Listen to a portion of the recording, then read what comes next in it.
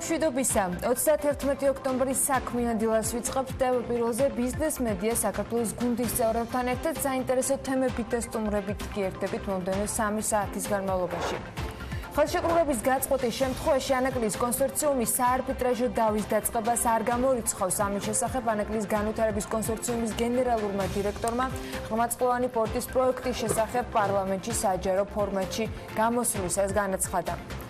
ლევან ახვლედიანს პარლამენტის კინოდარბაზში გუშინ 3 საათზე მეტხანს უსმენდნენ. შესაძლებელია თუ არა საკმაოდ დაძაბული ურთიერთობის ფონზე პროექტის შედგეს. ამაზე კონსორციუმში ამბობენ, რომ 3 ძირითად საკითხზე მთავრობასთან შეთანხმება თუ მოხდება, ანაკლის სპორტის მშენებლობა 6 თვის თავზე დაიწყება. ანაკლიაში არსებული მდგომარეობის გათვალისწინებით სამშენებლო სამუშაოების განახლებიდან 2 წლის თავზე კი პორტი ტვირთების მისაღებად მზად იქნება. იქამდე კონსორციუმში ამბობენ, რომ მხარეთა თანამშრომლობის პირობებში ინვესტორების პროექტში შემოყვანა რთული არ უნდა იყოს. ევროკავშირი პროექტთან დაკავშირებით უცვლელ პოზიციას ინარჩუნებს. ეს არის პროექტი, რომელსაც ყურადღებით ვადევნებთ თვალყურს, რადგან გჯერა, რომ მნიშვნელოვანია და საქართველოსათვის სტრატეგიულ ინფრასტრუქტურას წარმოადგენს. ეს არის ციტატა საქართველოში ევროკავშირის ელჩის განცხადებიდან კარლ ჰელცელმა ანაკლის ღრმაწლოვანი პორტის პროექტთან დაკავშირებით ისაუბრა რამდენიმე დღის წინ. ენგურჰესის დირექტორთა საბჭოს თავმჯდომარის ლევან მებონიას ინფორმაციით კი 2021 წლის თებერვლიდან მაისის ჩათვლით ენგურჰესი 15.5 კილომეტრის სიგრძის დერივაციულ გვირაბში, რომლის მეშვეობითაც აგრეგატებს წყალსაცავიდან წყალი მიეწოდება, სარემონტო სამუშაოები უნდა ჩატარდეს და შესაბამისად 5-ვე აგრეგატი, რომელიც ელექტროენერგიას გამოიმუშავებს, გაჩერდება. თბილისის საახალწლოდ ახალი მთავარი ნაძვისხა იქნება, რისთვისაც დედაქალაქის მთავრობა მილიონზე მეტს გადაიხდის. ტენდერში იტალიურმა კომპანიამ გაიმარჯვა. თბილისის მერის ტრადიციულ მთავრობის სხდომის გზავნილებს რაც შეეხება, დედაქალაქის ხელისუფლების გადაწყვეტილებით პარკირების ჯარიმა ავტომფლობელთათვის 5-ჯერ გაიზრდება. ტყავის აქსესუარების მწარმოებელმა კომპანიამ გეფერინმა კი პროდუქცია ქუვეითში ექსპორტზე გაიტანა. ხობის მუნიციპალიტეტის სოფელ ყულევში თანამედროვე სტანდარტების თევზის გადამამუშავებელი საწარმო უნდა აშენდეს, რისთვისაც 8 მილიონი ლარის ინვესტიცია განხორციელდება. საგარეჯოს მუნიციპალიტეტში ყურძნის გადამამუშავებელი საწარმოს მშენებლობაა დაგეგმილი.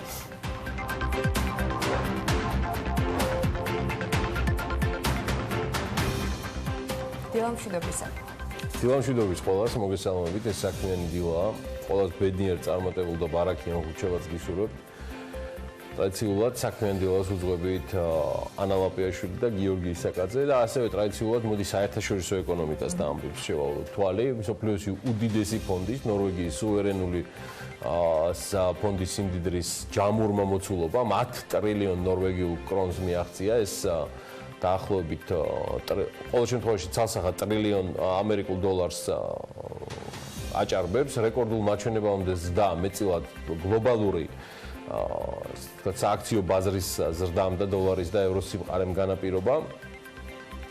ნორვეგიის სიმდიდრის ფონდს ქვეყნის ცენტრალური ბანკის სპეციალური შტო მართავს, რომელიც ფულადის ახსრების 70%-ს გლობალურ სააქციო ბაზრებზე აბანდებს და 28%-ს კი ფიქსირებულ შემოსავლების აქტივებში. დარჩენილი უძრავ ქონებაზეა გადანაწილებული.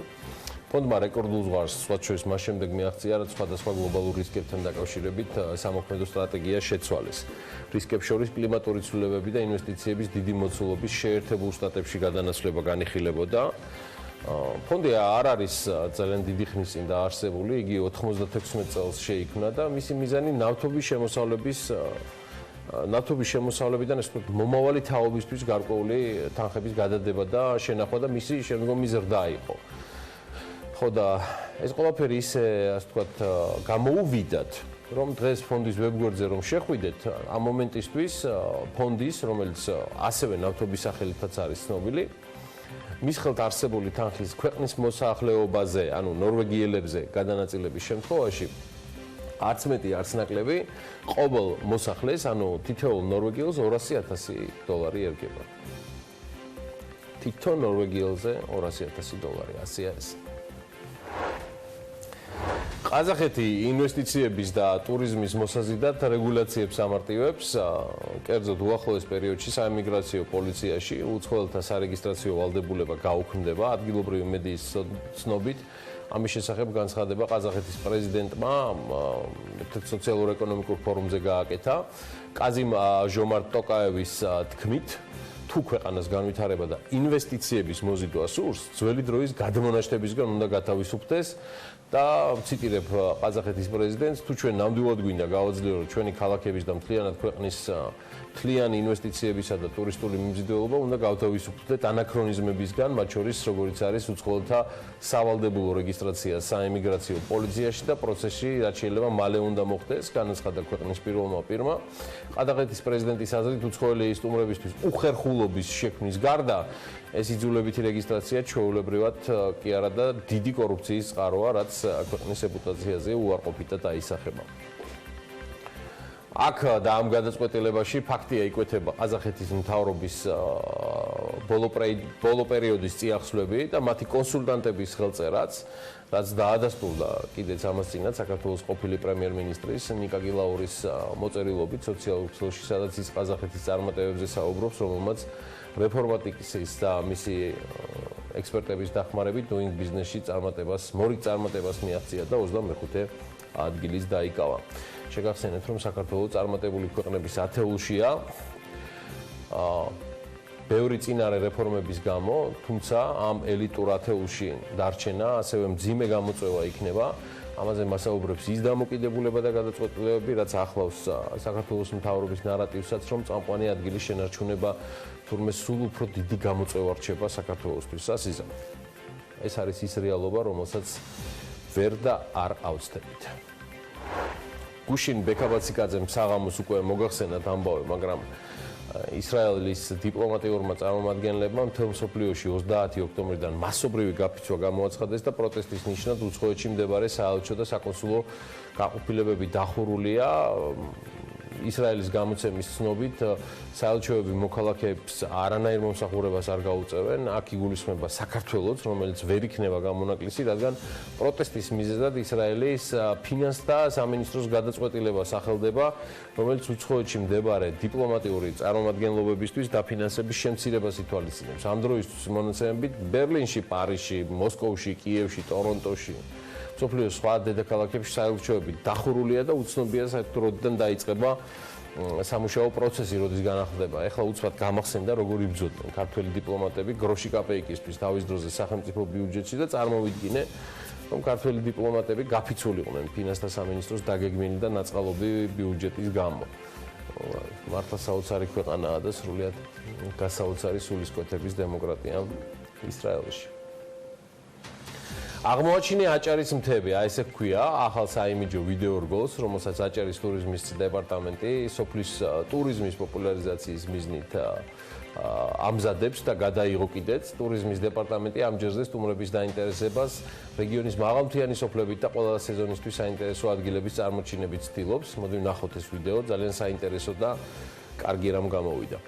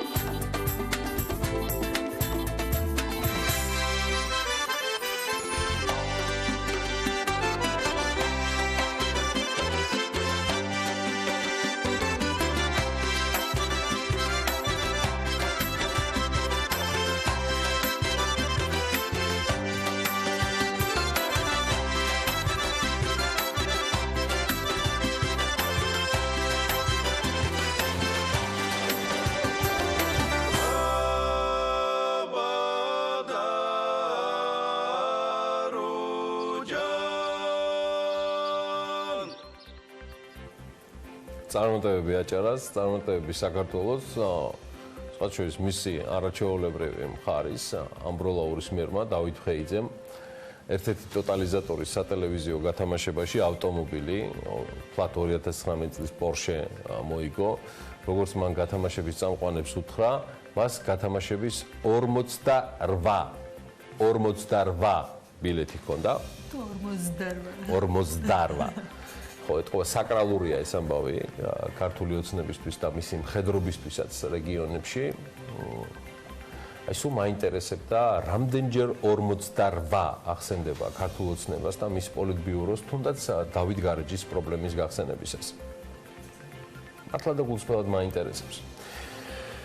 მაგრამ მოდი დღეს შევეშვათ ქართული ოცნების საკადრო გემოვნებას და ყურადღება მივაპყროთ BPN-ის მიერ მოკითხულ მასალას. მათ სტატისტიკის სამსახურიდან გამოითხოვეს და მიიღეს 2018 წლის სამყარო კომპანიების ბრუნვა და რომლის მიხედვითაც აღმოჩნდა, რომ ტოპ 10 კომპანიას შორის 5 აზარტული თამაშებით არის დაკავებული. BPN-ის მოსაზრებით ეს მაჩვენებელი კიდევ ერთხელ მეტყველებს, რომ საქართველოში აზარტული თამაშები ერთ-ერთი ყველაზე მომგებიანი ბიზნესია და მისი ბრუნვა ყოველწლიურად მატულობს.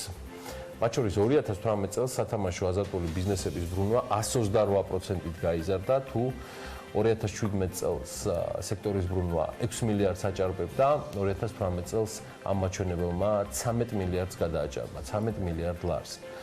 ხო, ამ კომპანიების რეკლამირებაზე გუშინ უარი განაცხადა საზოგადოებრივმა მაუწყებელმა. თუ საერთოდ იტყვის კომერციულ რეკლამაზე ვარ საზოგადოებრივი მაუწყებელი, ბევრად აჯობებს და უფრო თანაბარ ვითარებაში ჩადგება სატელევიზიო ინდუსტრია, რომელიც ისედაც გადავსებულია ბიუჯეტის უმსხვილესი დავალიანებების მქონე მოთამაშეებით, რომლებიც უბრალოდ არ იხდიან გადასახადებს და დარჩება შთაბეჭდილება, რომ ჩვენ ეს თემა დაგვავიწყდა და მას არ დაუბრუნდებით და არ დაუბრუნდებით მუდმივი მოკითხვის რეჟიმში. ეთქობა ვერაფერი გააწყო ფინანსთა მინისტრმა მაჭავარიანმა, რომელსაც ერთს ნამდვილად ვერ წაართმევ. ზუსტად იცის, როდის უნდა გამოჩნდეს მედიასთან და რა უნდა თქვას, ეთქობა მრჩევლებიც კარგი ყავს. ხო, აქვე საზოგადოებრივ მაუწყებელს, ყველა ჩემს კოლეგას და ნაცნობს, მის ახლობლებს და მეგობრებს, ვინც საზმაუს ოპერატორს სანდრო ბრეგაძეს იცნობდა უსამძიმრებ, უმძიმეს ტრაგედიას მისი დაღუპვის გამო BMG-ს და TV Pirveli-ს. შემდეგი თემა უკვე ეხება ბიზნეს სიახლეებს ეხება, ხო? გადავიდეთ იმ კოლაჟზე, რომელიც საქმიანობის მაყურებელისთვის ამ დროისთვის მომზადდა. 2020 წლიდან საქართველოში მედიაციის შესახებ კანონი ამოქმედდება. ამ თარიღის შემდგომ ქვეყანაში სამოქალაქო დავების გადაწყვეტის კიდევ ერთი ახალი მექანიზმი გაჩნდება, გადაწყვეტილება მაცნეზე გამოქვეყნებული და ის ძალაში მომავალი წლიდან შედის. განახლებული სტატისტიკით საქართველოში 2019 წლის იანვარ-სექტემბერში ჯამში 7802 ნებართვაა გაცემული, 5621.7 კვადრატმეტრის ფართობის შენობა ნაგებობების მშენებლობაზე, რაც გაზრდილი მაჩვენებელია. პარკირების წესის დარღვევაზე კი ჯარიმა 10-დან 50 ლარამდე იზრდება, თუმცა გაზრდილი ჯარიმა ძალაში მას შემდეგ შევა, რაც მუნიციპალური ავტობუსები ჩანაცვლდება. განსხვავებასთან ერთად ალბათ მნიშვნელოვანი იქნება, რომ გაიზარდოს ასევე ტრანსპორტის რაოდენობა და შესაბამისად იმ ადამიანების რაოდენობა, რისი გადაყვანის შესაძლებლობაც მუნიციპალურ ტრანსპორტს აქვს. თუმცა დავიწყოთ სხვა თემით. ადგილმდებარება იყო კინოდარბაზი, საქართველოს პარლამენტი, თბილისი, ჩვენება ნომერი 2. ამჯერად დეპუტატების ნაწილმა გუშინ საკანონმდებლო ორგანოში ანაკლის კონსორციუმის დირექტორს მოусმინეს. ლევან ახვლედიანის პრეზენტაცია და კითხვა-პასუხი დეპუტატებთან პარლამენტში 3 საათზე მეტხანს გრძელდებოდა. როგორი იქნება ფინალი, ეს არ ვიცი, თუმცა სიმძაფრე შესაძლო 3 სცენარიდან არც ერთ საკლია. ერთი განსაკუთრებით ნეგატიური შედეგი შეიძლება იყოს. ეს იმ შემთხვევაში, თუ სახელმწიფომ კონსორციუმთან ხელშეკრულების გაწყვეტა გადაწყვიტა. ასეთი რეალობის დადგომისას კონსორციუმი არბიტრაჟს მიმართავს, რომელიც ლევან ახვლედიანის გათვლებით მინიმუმ წელიწად ნახევარი გაგრძელდება, ანუ ის დრო, რაც დარჩენილი ორი ვერსიის განხორციელების შემთხვევაში ანაკლიის სპორტში სამუშაოების პირველი ეტაპის დასასრულებლად და პირველი გემის შემოსასვლელად იქნებოდა საჭირო. არბიტრაჟის გზით ანაკლიის განვითარების კონსორციუმი იმ შემთხვევაში წავა, თუ საქართველოს მთავრობამ კონსორციუმთან ხელშეკრულების გაწყვეტის პროცედურები დაიწყო. მთავრობა გვპირდება, რომ ეს მხოლოდ იმ შემთხვევაში მოხდება, თუ წლის ბოლომდე ანაკლიის განვითარების კონსორციუმი ვალდებულებებს ვერ შეასრულებს. იგულისხმება პორტის პირველი ფაზის ფინანსური დახურვის შესახებ ხელმოწერილი შეთანხმებების წარდგენა, ანუ დამადასტურებელი დოკუმენტაცია, რომ მათ 620 მილიონი დოლარის მობილიზება მოახდინეს. ანაკლიის განვითარების კონსორციუმში ვადებზე არ საუბრობენ და გუშინდელი გამოსვლის ფორმატითაც, ტონითაც და ტემბრითაც არის მცდელობა თანამშრომლობა კონსტრუქციულ რეჟიმში წარიმართოს. რა სჭირდება სასურველი შედეგის დადგომას, ანუ კონსტრუქციული თანამშრომლობა როგორი და რა შედეგის მომტანი შეიძლება იყოს. ამაზე კონსორციუმს ორგვარი წინადადება აქვს. ერთ-ერთის მიხედვით დღის წესრიგში 3 საკითხი დგას. მათ შორის მთავრობამ უნდა იმსჯელოს, არის თუ არა მზად ანაკლიის განვითარების კონსორციუმის შეთავაზებას დათანხმდეს და ალტერნატიულ დაფინანსების სქემაში შევიდეს. რას გულისხმობს ახლა ეს სქემა? როგორც ცნობილია, ანაკლიის პორტის პირველ ფაზას 400 მილიონი დოლარი დააფინანსებენ საინვესტიციო ბანკები. ამისთვის კი 150 მილიონი დოლარიანი საბანკო გარანტია საჭირო, რომლის მესამედიც კონსორციუმმა უნდა გადაიხადოს, 50 მილიონი ევროკავშირმა უნდა დადოს და 50 მილიონი კი მთავრობის დასაფარია. ანაკლიის კონსორციუმში ამბობენ, რომ ეს შეთავაზება მთავრობას ჯერ კიდევ ზაფხულში გაუგზავნეს, თუმცა ამ დრომდე მოლაპარაკებები ამ თემაზე საქმიანად არ გამართულა. ჩვენია რომ გადავიყვანოთ მთავრობას და ჩვენს შორის შედგეს აზრიანი მოლაპარაკება აი ამ სამ საკითხთან დაკავშირებით.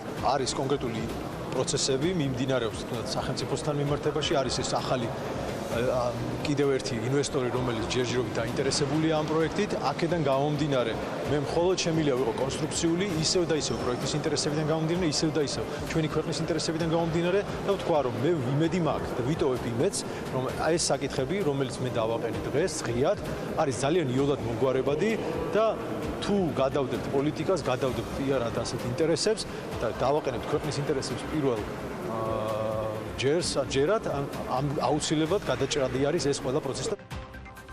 არსებობს კიდევ ერთი ვარიანტი, რომელთან დაკავშირებითაც კიდევ უფრო მეტი ინფორმაცია გვაკლია, ვიდრე წინა შემთხვევაში. კონსორციუმში ამბობენ, რომ მათ ყავთ ამერიკული ფონდი, რომელიც დაინტერესებულია 100 მილიონიან კაპიტალში შევიდეს და მონაწილეობა პორტის მშენებლობაში საკმაოდ მსხვილი წილით მიიღოს.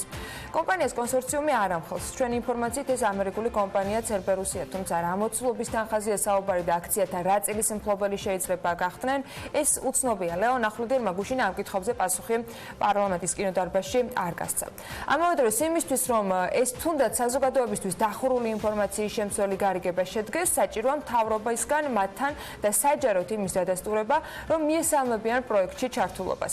ამაზე კონსორციუმისა და მთავრობის წევრები დახურულ კარს მიღმას საუბრობენ. გუშინდელ შეხვედრაზე ვიცე-პრემიერიც იყო დაპატიჟებული, თუმცა ის არ ყოფილა. ანაკლიის კონსორციუმის ხელმძღვანელობასთან შეხვედრას ძირითადად მხოლოდ ოპოზიციური პარტიის წარმომადგენლები ან დამოუკიდებელი დეპუტატები ესწრებოდნენ, რომლებმაც ორგანიზება გაუწია პრინციპში ამ შეხვედრას. უმრავლესობიდან ერთადერთი წევრი აკაკი ზოიძე შევიდა დარბაზში ცოტა მოგვიანებით, მან ანაკლიის კონსორციუმს მიმართა და აღნიშნა, რომ არსებობს ძელად აყვანის ტაქტიკა, როდესაც თავდაპირველად კომპანია კარგი პირებებით შედის ტენდერში და გამარჯვების შემდეგ უკვე მოთხოვნებს აყენებს. საუბრობდა სწორედ ანაკლისსა და მთავრობის ურთიერთობაზე. ლეონ ახლედიანის თქმით, კი ძელად აყვანაზე საუბარი არ არის და დამატებით მოთხოვნები, რომელსაც ინვესტორები აყენებენ, მათ შორის 150 მილიონი საგარანტიო ფონდთან დაკავშირებით მთავრობას რამდენიმე თვეა უკვე მიწოდებული აქვს და შესაძლოა აქაც რიცხვები იყოს გადახედელი. სხვა დეპუტატები ძირითადად ანაკლიის განვითარების კონსორციუმის მიერ მოხსენებულ პოზიციებს იზიარებდნენ და მთავრობას მოუწოდებდნენ, რომ კონკრეტული ნაბიჯები იყოს გადადგმული სტრატეგიული მნიშვნელობის ინფრასტრუქტურული პროექტის განხორციელებისათვის და არა იმისათვის, რომ წლის ბოლოს ეს ხელშეკრულება შეწყდეს. აქ არ არის საუბარი იმაზე, რომ ამ ფულს სახელმწიფო პირდაპირ ჩადებს და დაკარგავს ან ასე შემდეგ, მას შეუძლია ასე ვთქვათ ფაქტიურად მარტივად რო ავხსნათ, სესხად გასცეს ან აქციების სახით უკან დაიბრუნოს, ანუ სახელმწიფოსათვის წაუგებელი ვარიანტია და ჩემი პირადი მოსაზრება არის, რომ თუ ჩვენ გვინდა ანაკლიის პროექტი, მან ეს ნაბიჯი უნდა გადადგას. თუ ხელისუფლება მართლაც დაინტერესებულია, ეს საქმით უნდა დაამტკიცოს.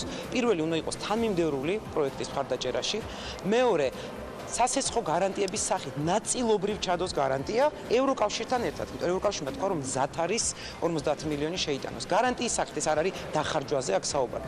და მესამე კაფიოთ თქვას აპირებს თუ არა ანაკლის გარდა სხვა პორტში ფულის ჩადებას, იმიტომ რომ თუ მთავრობა ამბობს რომ მე მხარს უჭერ ანაკლიას და პარალელურად იწყებს ფონდს, ეს იმას ნიშნავს რომ ატყუებს ინვესტორებს. არის საუბარი პორტზე, მაგრამ არ არის საუბარი სახელმწიფოს მხრიდან მზაობაზე, რომ შექმნა შესაბამისი ქვეყანაში ის ინფრასტრუქტურა, რომელიც ამ პორტებს მოემსახურება. დღევანდელი ეს თითქოს დიდი პროექტები საგზაო და სარკინიგზო არ ყოფნის ამ პროექტებს შემდეგში განვითარებას. ეს პროექტი უფრო წინსწრებით არის გაკეთებული ანაკლის პროექტი, ვიდრე ჩვენი საგზაო ინფრასტრუქტურა. გარდა 150 მილიონ დოლარიანი ფონდის ანაკლის კონსორციუმმა კიდევ ორი პრობლემური საკითხი დააყენა. მათი თქმით, მთავრობა თანმიმდევრული უნდა იყოს ინვესტორებთან მოლაპარაკებების და მესამე საკითხი, რომელიც ამ დრომდე ბუნდოვანი იყო, საუბარია პორტის ოპერატორის SSA Marinis მოთხოვნაზე. კომპანია ითხოვს არა ანაკლის პორტის ექსკლუზიურობას, არამედ იმას, რომ მთავრობამ რამდენიმე წლის განმავლობაში სხვა ღრმაწყლოვანი პორტი საქართველოში უბრალოდ მისი რესურსით არ დააფინანსოს. კონსორციუმში მიაჩნიათ, რომ ამ საკითხებზე პასუხით მთავრობა რეალურად დაადასტურებს, რომ სჭირდება მას ანაკლის პორტი ან არა. სჭირდება და უღირს თუ არა ამ საკითხებზე დათანხმება მთავრობას, ეს უკვე მათი ქმედებებიდან გამოჩნდება. ამავე დროს ამ რეალობაშიც კი ლევან ახვლედიანს ეპარება ეჭვი, რომ ყველა საკითხის გადაწყვეტა წლის ბოლომდე, ანუ კონტრაქტი დადგენილ ვადებში ისე მოესწროს, რომ პრობლემები არ შეიქმნას.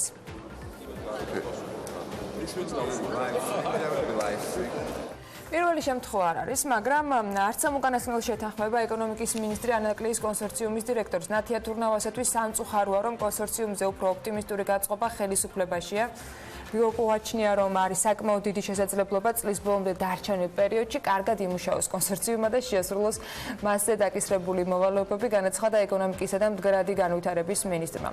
ოპტიმიზმის სადაო საკითხების ბუნდოვანებისა და ცხადი ცალსახა შედეგების პარალელურად ახლა საკითხი ასეთ დგას. რა არის საჭირო იმისთვის, რომ სტრატეგიულად მნიშვნელოვანი პროექტი შედგეს და მისი განხორციელება ისე როგორც წინა არც ერთ შემთხვევაში წლებით არ გადავარდეს. და აქ სამუშაო არა მხოლოდ ანაკლის კონსორციუმის მხრიდან არის გასაწევი. ეს არის პროექტი, რომელიც კერძო სექტორის და ხელისუფლების, მთავრობის, სახელმწიფოს თანაბარ პარტნიორობას გულისხმობს, მათ შორის კონტრაქტითაც და მათ შორის საომალო გეგმებითაც, რომელიც ამ პორტის აშენების შემთხვევაში მოგებით ქვეყანას უნდა დარჩეს. მოკლედ, სამუშაო ორივე მხრიდან ნამდვილად მნიშვნელოვანია და რეალური ფაქტები გამოაჩინენ იმას, ვის უნდა პორტის მშენებლობა, ვინ აკეთებს ყველაფერს იმისათვის, რომ ეს პროექტი შედგეს, რომელზეც ყველა ვთანხმდებით, რომ ის სტრატეგიულად მნიშვნელოვანია. ენგურჰესაკის სარემონტო სამუშაოების გადადება უკვე აღარ შეიძლება. ეს ენგურჰესის დირექტორთა საბჭოს თავმჯდომარემ ლევან მებონიამ თქვა. მისი ინფორმაციით 2021 წლის თებერვლიდან მაისის ჩათვლით ენგურჰესის 15.5 კილომეტრის სიგრძის დერივაციულ გვირაბში, რომლის მეშვეობითაც აგრეგატებს წყალსაცავიდან წყალი მიეწოდება, სარემონტო სამუშაოები უნდა ჩატარდეს. ამის გამო საჭირო იქნება მისი დაშრობა და 5 აგრეგატის გაჩერება, რაც ელექტროენერგიის ძირითად გამომუშავებლებს წარმოადგენს. საქმეში ჩართული ყველა ექსპერტი, ასევე სადგურებში წლების განმავლობაში მომუშავე სპეციალისტები აცხადებენ, რომ რემონტის გადადება უკვე აღარ შეიძლება. წინააღმდეგ შემთხვევაში ავარიის დროს სადგური 4 თვეზე მეტხანს გაჩერდება, ამბობს ენგურჰესის დირექტორთა საბჭოს თავმჯდომარე.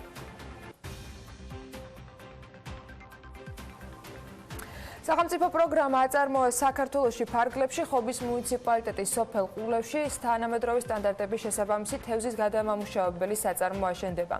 სააგენტოს ინფორმაციით ამისათვის 8 მილიონი ლარის ინვესტიცია უნდა განხორციელდეს და 100-მდე ადგილობრივი დასაქმდეს შედეგად. ბიზნესის მხარდასაჭერად პალიასტომი 2004-ს ეკონომიკის და მდგრადი განვითარების სამინისტროს სახელმწიფო ქონების ეროვნული სააგენტოსგან 13.5 ჰექტარი ფართობი მიწის ნაკვეთი და მასზე განთავსებული შენობა-ნაგებობები ერთლარად გადაეცა. ახალი საწარმო წელიწადში სულ მცირე 300 ტონა შავი ზღვის აკვატორიაში ბინადარი თევზის ქაფშიას გადამუშავება შეძლებს, რისგანაც თევზის ფქვილის და ზეთის წარმოებას უზრუნველყოფს. ეს პროდუქცია კი ძირითადად ექსპორტზე იქნება გათვლილი. საკარეჯოს მუნიციპალიტეტის სოფელ თოხლიაურში ყურძნის გადამამუშავებელი ახალი საწარმო აშენდება, რომელიც წლიურად 500 ტონა ყურძნის გადამუშავებას შეძლებს. ეკონომიკისა და მდგრადი განვითარების სამინისტროს ინფორმაციით საწარმოს ასაშენებლად არანაკლებ 500.000 ლარის ინვესტიცია განხორციელდება და 10 ადგილობრივი მოსახლის დასაქმება იქნება შესაძლებელი. მათივე ცნობით, ბიზნესის მხარდასაჭერად და მეღვინეობის დარგის გასავითარებლად ჟპს გუგვაინს ეკონომიკისა და მდგრადი განვითარების სამინისტროს სახელმწიფო ქონების ხელოვნების ეროვნული სააგენტოსგან 46,791 კვადრატული მეტრი მიწის ნაკვეთი და შენობა ნაგებობა საინვესტიციო ვალდებულებით გადაეცა.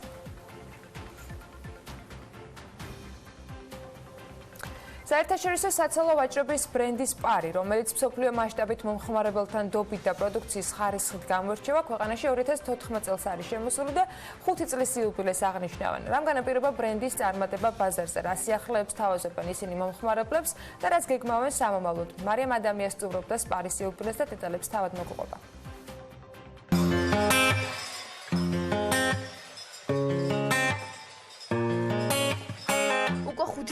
რაც დედაქალაქში და მის ფარგლებს გარეთაც გვხვდება სუპერმარკეტების ქსელი ნაძვის სიმბოლოთი. გვხვდება სახლებთან ახლოს, ბენზინგასამართ სადგურთან და ზოგადად ყველგან, სადაც ადამიანებს ყოველდღიურად ახალი და ხარისხიანი პროდუქციის ყიდვა სურს. ამ მიზნითა და მოტივაციით 2014 წელს შემოვიდა პირველად საქართველოში სპარი და გახდა სპარ ინტერნეიშნალის გლობალური ოჯახის ნაწილი, რომლის განსაკუთრებული ზრდა და განვითარება პროდუქციის ხარისხს, ევროპულ სტანდარტებსა და მომხმარებლის ინტერესის გათვალისწინებას ეფუძნება. სწორედ ამ ელემენტებით იწერება დღემდე კომპანიის წარმატების ისტორია საქართველოში და საზღვრებს მიღმაც და ყოველდღიურად მუშაობს სანდო რეპუტაციის შექმნაზე და შენარჩუნებაზე, რაც გამოსდის კიდეც რისი გარანტით წლიდან წლამდე მომხმარებელთა რაოდენობის მზარდი დინამიკაა. 5 წელია რაც სპარის დიდ ოჯახს საქართველოს შეემატა და თამამად შემიძლია თქვა, რომ ეს წარმატებული 5 წელი იყო კომპანიისთვის, რადგან ის წლიდან წლამდე იზრდებოდა, იხვეწებოდა და ვითარდებოდა. ამიტომაც ჩვენ გვეემაყება ეს მიღწევები, ის სტაფი, რომელიც ემსახურება მომხმარებლებს და ის სტანდარტები, რაც დაინერგა. გარდა ამისა, რაც მთავარია, ჩვენ აქ გაჩერებას არ ვაპირებთ და წინ კიდევ უფრო დიდი გამოწვევები, პერსპექტივები და გეგმები გვაქვს საქართველოში. საქართველოში სპარის არსებობის 5 წლის იუბილესთან დაკავშირებით 31 ოქტომბრიდან 30 ნოემბრის ჩათვლით მომხმარებლები სხვადასხვა კატეგორიის ტოპ პოზიციებზე 50%-იანი ფასდაკლებით ისარგებლებენ და გავრცელდება ყველა ფილიალში. მთავარი აქცენტი ამ შემთხვევაშიც ისევ და ისევ მომხმარებლებს ეკეთდება, რაც კომპანიის სლოგანშიც ხაზგასმით ჩანს: თქვენზე მორგებული. ეს 5 წელი იყო ძალიან წარმატებული და მზდარდი სწრაფი ტემპებით განვითარებადი ჩვენთვის.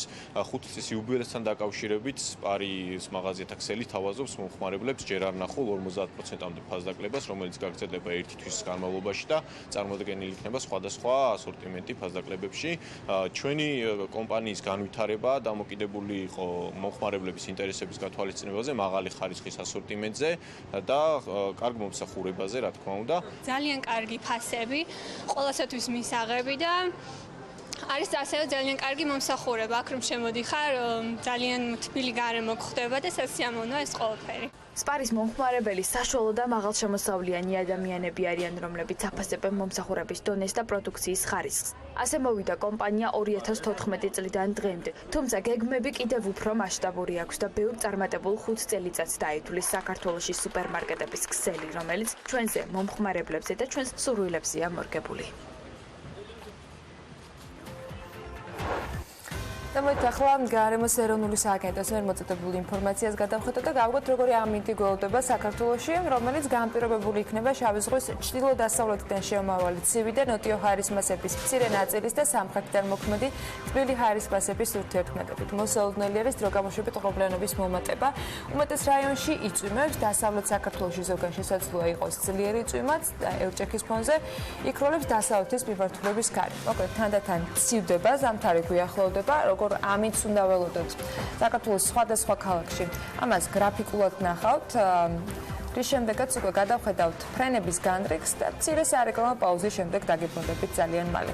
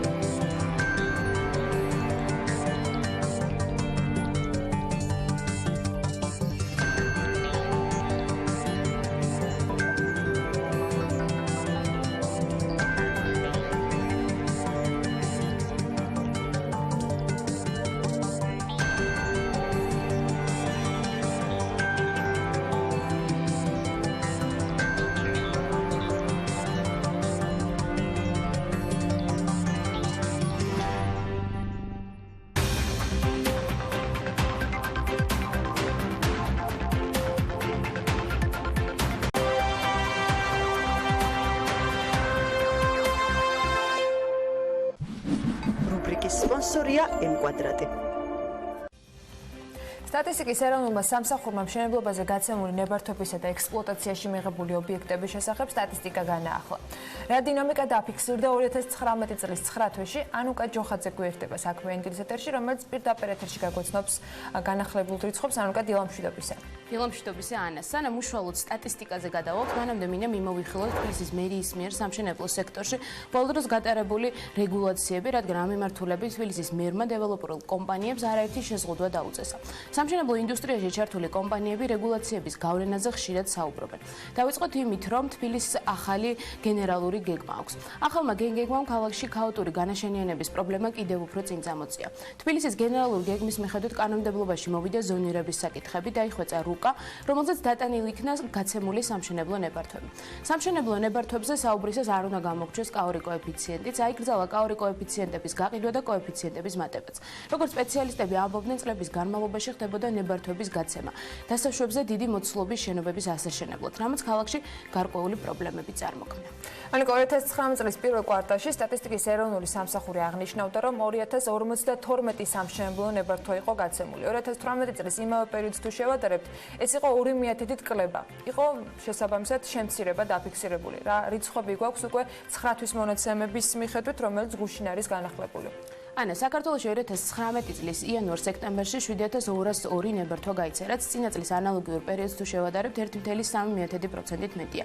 გაცემული ნებართვების რაოდენობა დაახლოებით 5621,000 კვადრატული მეტრი ფართობის შენობა ნაგებობის მშენებლობაზე მოდის. ნებართვების 71% ქვეყნის 3 რეგიონზე ნაწილდება. უფრო კონკრეტულად, ჩასატარებელი სამშენებლო სამუშაოების 59.2% თბილისზე, 11% აჭარაზე, ხოლო 10.8% ქვემო ქართლის რეგიონზე მოდის. ყველაზე ნაკლები სამშენებლო ნებართვა რაჭა ლეჩხუმსა და ქვემო სვანეთში გაიცა. ამისთან 2019 წლის იანვარ-სექტემბერში ნებართვები გაიცა მრავალფუნქციური საცხოვრებელი კომპლექსების, სასტუმროების, სავაჭრო ობიექტების, სამრეწველო საწარმოების, სასოფლო-სამეურნეო დანიშნულების ობიექტებისა და სხვა შენობა ნაგებობების მშენებლობაზე.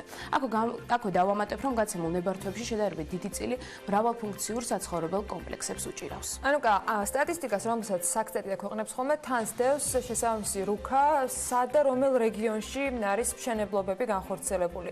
რა ხდება დამთავრებული მშენებლობების კუთხით და საინტერესოა სწორედ რეგიონების მიხედვით ჩავხედოთ ამ სტატისტიკას, რომელი თქვათ რეგიონები ლიდერობენ ამ შემთხვევაში. ანა, დამთავრებული მშენებლობის ნახევარზე მეტი ძირითადად ქვეყნის 3 რეგიონზე მოდის, 36.2% ქალაქ თბილისზე, 14.4% კახეთის რეგიონზე, ხოლო 9% ქვემო ქართლის რეგიონზე. ყველაზე მცირე პროცენტული წილით აქაც რაჭა ლეჩხუმი და ქვემო სვანეთია წარმოდგენილი და ბოლოს 2019 წლის 9 თვეში ექსპლუატაციაში 1923 კვადრატული მეტრი ფართობი მიიღეს, რაც წინა წელთან შედარებით 32.4% მეტია. ამ ფართობზე 1802 ექსპლუატაციაში შესული ობიექტი ფიქსირდება. ობიექტების რაოდენობაში კი კლებაა. 2018 წლის ანალოგიურ პერიოდში 1.5% მეტი დასრულებული შენობა დაფიქსირდა. მადლობა ანუკა.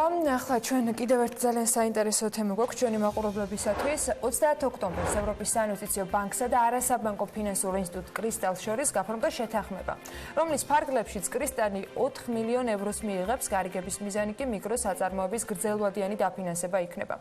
თანამშრომლობის შეთანხმების გაფორმებას სალომე ჭიპაშვილი ესწრებოდა, მე დეტალს კი მისი სიუჟეტიდან შევიდღობთ. არასაბანკო ფინანსურმა ინსტიტუტმა კრისტალმა 4 მილიონ 100.000 ევროს დაფინანსება მიიღო. შეთანხმება დაფინანსების შესახებ ევროპის საინვესტიციო ბანკსა და კრისტალს შორის დღეს გაფორმდა, რომლის მიზანიც საქართველოს ეკონომიკის ყველაზე დაუცველი სეგმენტის მიკრობიზნესის ხელშეწყობაა. მისო კრისტალთან თანამშრომლობა მიზნად ისახავს დამატებით 10.000 ადგილობრივი მეწარმის მხარდაჭერას, როგორც არსებული ბიზნესის განვითარებისთვის, ისე ახალი საქმიანობის წამოსაწყებად. შედეგად დასაქმდება მეტი ადამიანი და შემოსავლის ახალი წყაროები გაჩნდება. ჩვენ წარმატებებს უსურვებთ კრისტალს და საქართველოში კერძო სექტორის მხარდასაჭერად მზადყოფნას გამოვთქვამთ. დაფინანსების მიზანია ხელი შეუწყოს მიკრობიზნესს. ამ ტიპის დაფინანსება ფართოდ მოთხოვნადია არა მხოლოდ საქართველოში, არამედ მთლიან რეგიონში. დაფინანსება მეწარმეებს დაეხმარება თავიანთი საქმიანობის განვითარებაში, რაც გაზრდის საბოლოოდ ეკონომიკასა და ზოგადად ქვეყანაში კეთილდღეობას. დღეს გაფორმებული გარიგება ითვალისწინებს იმ ბიზნესების ხელშეწყობას, რომლებშიც დასაქმებულთა რაოდენობა 10 თანამშრომელს არ აღემატება. მიკროსაწარმოებისთვის გამოყოფილი 25,000 ევრომდე სესხები კი ქალების, ახალგაზრდებისა და სოფლად მცხოვრები მეწარმეების განვითარებაზე იქნება მიმართული. აღნიშნული შედეგად კი 10,000-მდე მეწარმისათვის ხელმისაწვდომი გახდება გრძელვადიანი დაფინანსება. დღეს ჩვენ მოვაწერეთ ხელი ევროპის საინვესტიციო ბანკთან, რომელიც არის ერთ-ერთი უდიდესი საინვესტიციო ორგანიზაცია მსოფლიოში. ძალიან მნიშვნელოვან დოკუმენტს, რომელიც შეეხება 4.1 მილიონი ევროს სესხის გამოყოფას კრისტალისთვის. ამ კრედიტის მიზნობრიობა არის საქართველოში მცირე მეწარმეობის განვითარება. თანხები მთლიანად მოხმარდება 10,000-მდე მცირე მეწარმის განვითარებას. მცირე მეწარმეს ჩვენ მოვიაზრებთ ისეთ კომპანიებს, რომელთაც 10 თანამშრომლამდე ყავთ დასაქმებული. განსაკუთრებული ფოკუსი იქნება ისეთ კომპანიების დაფინანსებაზე, რომელთა მფლობელები არიან ქალბატონები და ახალგაზრდა მეწარმეები. ფინანსური ჩართულობის ორგანიზაცია კრისტალი ერთ-ერთი წამყვანი არასაბანკო ფინანსური ინსტიტუტია, რომლის სასესხო პორტფელის მოცულობა 270 მილიონ ლარს შეადგენს. კრისტალი 51 რეგიონული ფილიალის საშუალებით 100,000-ზე მეტ კლიენტს ემსახურება. 2018 წლის დეკემბერში კი კრისტალი წლის პასუხისმგებლიან ბიზნესად დასახელდა. ბევრი ისაუბრა, ვიდრე ხელმოწერას გააკეთებდა გუშინ კრისტალთან მაზელ ჰუდაგმა სტუდიაში, მე მას წარმატებები მინდა უსურვო. წარმატებები კრისტალს, გუშინ კი ქართულ კომპანია არგოსა და ნიდერლანდურ კომპანია, ესეთი უკვე მე მგონი ყველამ გაიგეთ, Royal Swinkels Family Brewers შორის ხელშეკრულება გაფორმდა. ხელმოწერის ცერემონიალი გაიმართა არგოს საწარმოში. და ამ ხელშეკრულების თანახმად Royal Swinkels Family Brewers-მა ლუდსახარში არგოს 40% შეიძინა. Swinkels Family სამეფო კომპანიაა, ეს წოდება კომპანიამ წელს მიიღო, რითაც დაფასდა ის 300 წლიანი საოჯახო ბიზნესი, რომელსაც Swinkels-ები დღემდე ინარჩუნებენ და აფართოვებენ. ჩვენ გვინდა რომ შევაფასოთ ამ ამბის დეტალები, თქვენ შეგაფასებინოთ და სხვათა შორის ამ ყველაფერში ნუ გაიკვირდებათ და ხუჩაბათ დღეს. ელენე კვანჭილაშვილი დაგვეხმარება, რომელიც სტუმრებთან ერთად გვიერთდება საქმიანი დილის ეთერში. ელენე, დილამშვიდობისა. ანა გიორგი, მოგესალმებით.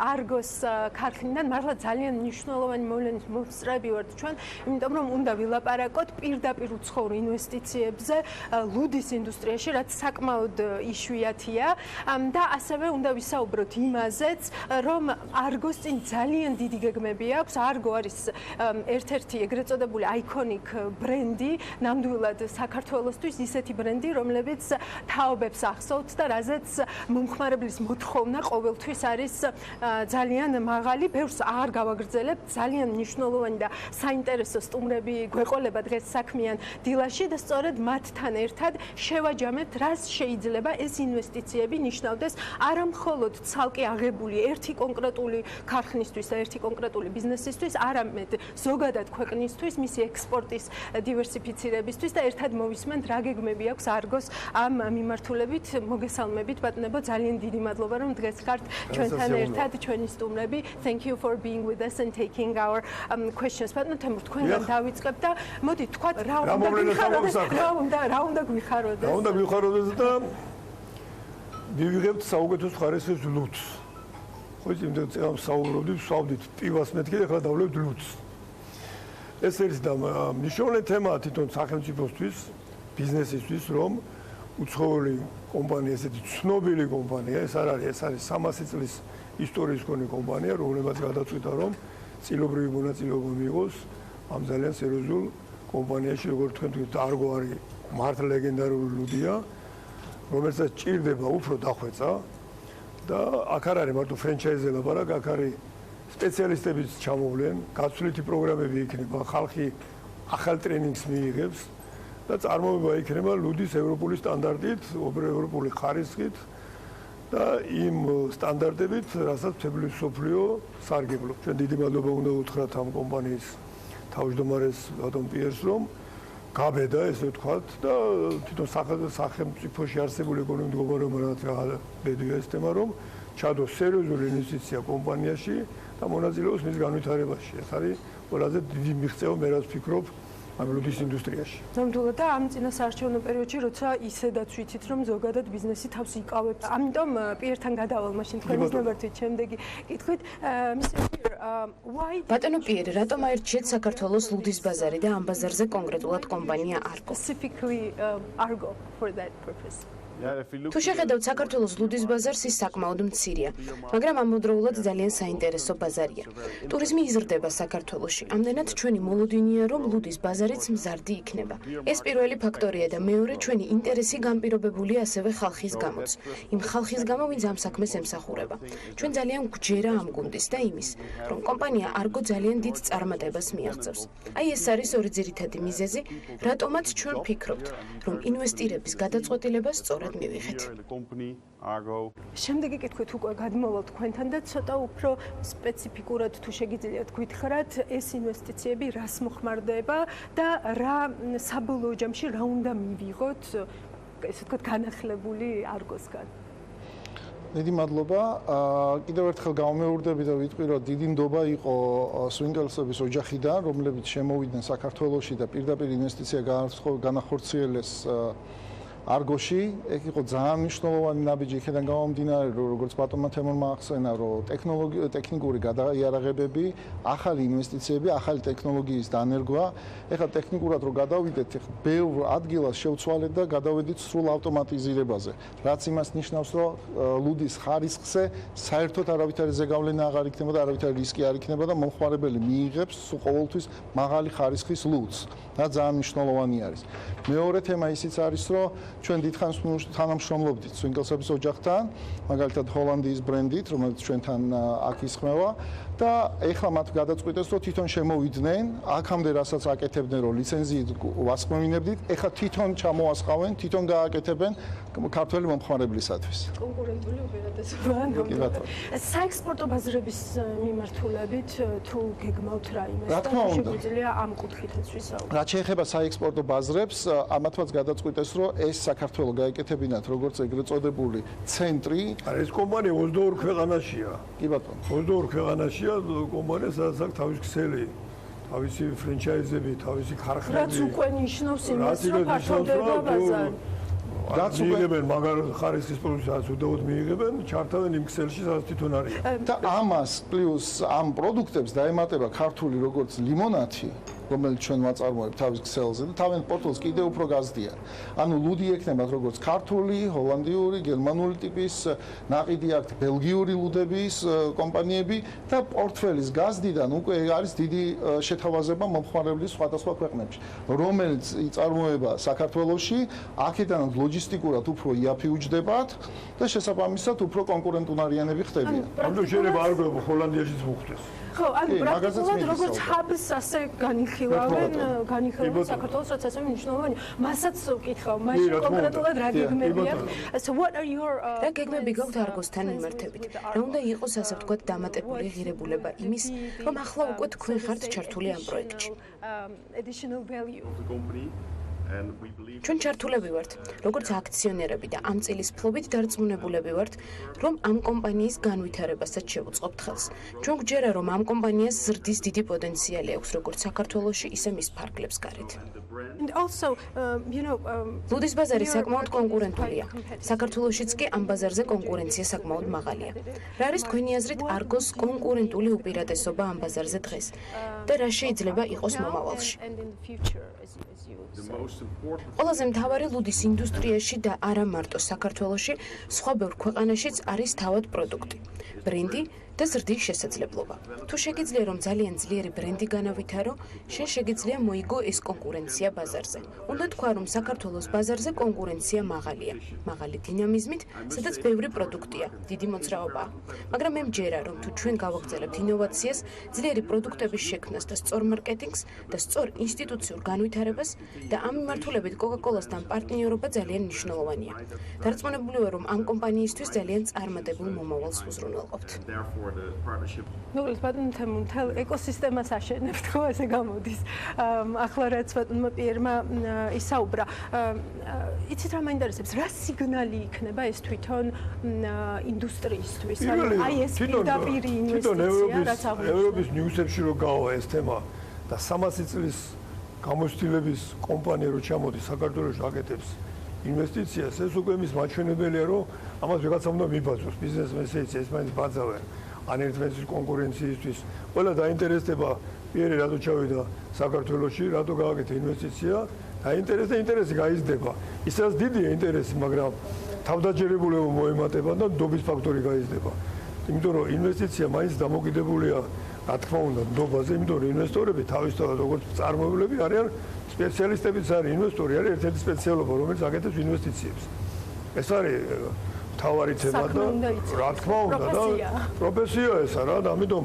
ის ხალხი ვინც დაინტერესებული იყვნენ მაგრამ ვერ ბედავდნენ ესენი აძლევენ მაგალითს რომ შეიძლება გაბედო ოღონდ მასიკოსნაირი პარტნიორი რა ყავდეთ კი ეგრეა პარტნიორსაც დიდი მნიშვნელობა აქვს საქართველოში ჩამოიბუნებაში ინვესტიციას ესე ჰაერზე არავინ არ აკეთებს აქ უნდა დახვდეს სწორი პარტნიორი გულახდილი პარტნიორი წესიერი და გამოცდილი და კანონმდებლობა შესაბამისი და ესე შემდეგ ეს არის მთავარი ინვესტიციის მოსაზიდი თორე ბუნებამ რაც გვაჩუქა გიხედავთ აი რაღაცი ქვეყანაში ცხოვრობ. ხო, ინვესტიციის მოზიდვა ერთია მისი განვითარება და შენარჩუნება მეორე და სხვათა შორის არგოს ბრენდი ამას აჩვენებს, რომ მან გაუძლო, ესე ვთქვათ, ხო, აი ამ დროს. რა თქმა უნდა, იმიტომ რომ ასეთი ბრენდი რომ წლების განმავლობაში გაუძლო ამ თემას ეს ხო იმის შედეგია რომ სწორი მიმართულებით მიდის კომპანია და მას იდება გაძლიერება. კიდე ეს ვთქვი განსაკუთრებით მომწონს აქტივობა და პასუხისმგებლობა კომპანიის და ყველაფერი ჩანს მე მგონი ამაზე მაყურებელსაც ვაჩვენოთ რომ არის ესე ვთქვათ spend your summer in Georgia აკრია ამას ანუ გაატარეთ ზაფხული ამიტომ ძალიან მნიშვნელოვანია ამ ხალხის ამ კომპანიის კიდე 300 წლის გამოცდილების კომპანიის დობა რო გამოუცხადა კომპანია არგოს და გააკეთა ინვესტიცია ეს ძალიან სერიოზული თემაა კი, როგორ აპირებთ ახლა კაპიტალიზებას ამ ნდობაზე? პირველი რაც არის, რომ რაც შეეხება ახლა პირველი შეეხო საექსპორტო ბაზრებს, რაც ძალიან მნიშვნელოვანია ჩვენთვის, იმიტომ რომ ხარისხიდან, წარმადობიდან ქარხანა ყველაზე დიდი არის ახლა რეგიონში.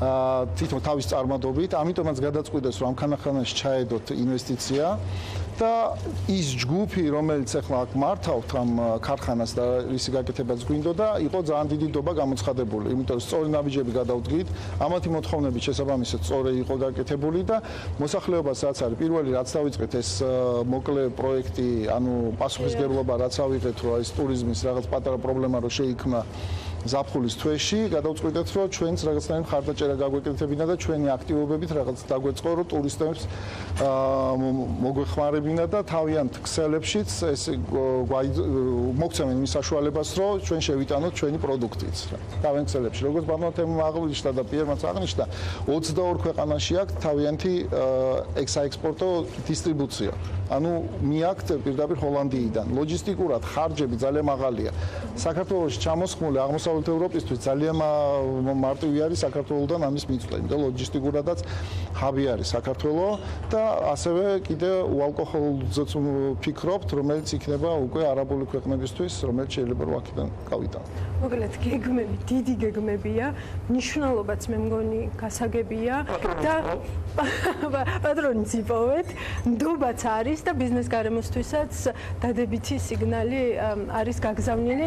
ანა გიორგი თქვენთან გადმოდივარ უკვე მე და იმედს ვიტოვებ რომ ბევრი ასეთი საქმიანი და ესე ვთქვათ იმედით სავსე ჩართვა მექნება და არგოსაც რა თქმა უნდა მივადევნებთ ყურადღებას და მონიტორინგსაც გავუწევთ რა სიახლეებს შემოგთავაზებს უკვე მომავალში ეს კომპანია კიდევ ერთხელ ძალიან დიდი მადლობა რომ იყავით ჩვენთან ერთად ნახვამდის ასე უთენია დილიდან მარტო ელენე კვანჭილაშვილს შეუულია შეკრიბოს ესემა და თემურ ჭონია ვასიკო სულხანიშვილი ამოდენას ვინკელსები პივიდან ლუდამდე ლუდიდან რეკლამამდე ქალბატონებო და ბატონებო რეკლამის დრო არის ტელეპირველზე ჩვენ სულ მალე დაგიბრუნდებით ძალიან საინტერესო ამბებით და სტუმრებით. დარჩით ტელეპირველზე, BMG აგრძელებს თავის საქმიან ეთერს.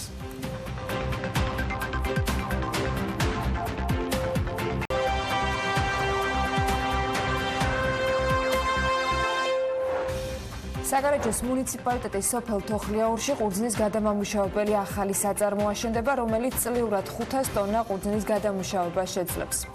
2019 წლის 9 თვეში უცხო ქვეყნებიდან საქართველოს 2561 მოქალაქის დეპორტაცია განხორციელდა.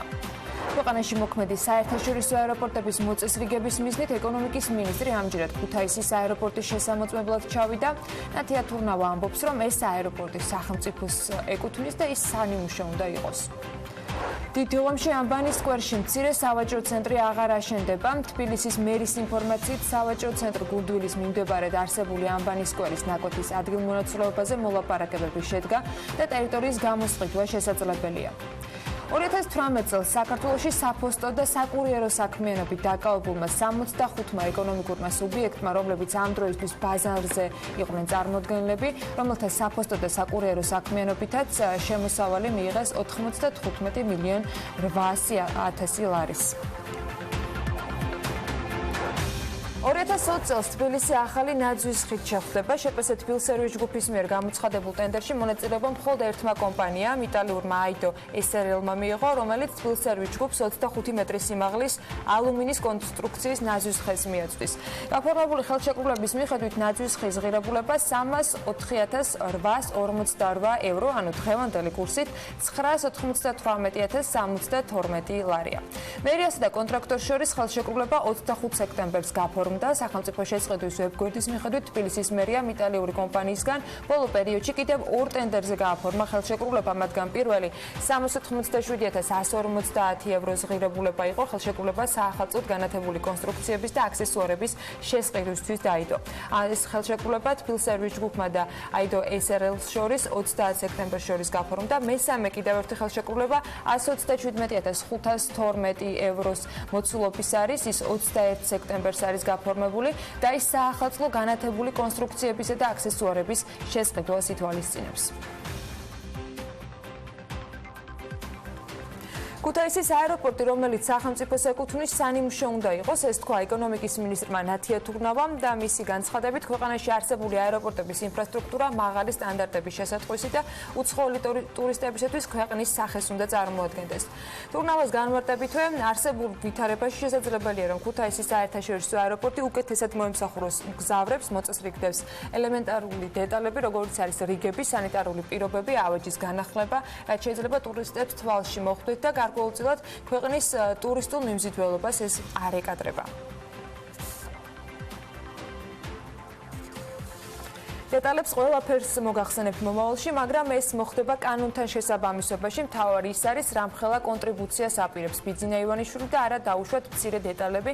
ეს იყო ეკონომიკისა მდგრადი განვითარების მინისტრი. ჟურნალისტების მიერ დასმული კითხვაზე საპასუხოდ იმის თაობაზე გამორიცხავს თუ არა ნათია თურნავა, რომ ივანიშვილისათვის უძრავი ქონების სიმბოლურ ფასად ერთლარად გადაცემა მოხდეს. ამასთან, როგორც ეკონომიკის მინისტრმა თქვა, მთავრობის სხდომის დღის წესრიგში წყალტუბოს პრივატიზების თემა დღეს არ დგას. შეგახსენებთ, რომ ქართული ოცნების თავმჯდომარემ წერილობით განცხადებით შეატყობინა საზოგადოებას, რომ ის წყალტუბოში 22 სანატორიუმის გამოსყიდვას აპირებს, რომელთაგანაც 15 სახელმწიფოს ბალანსია.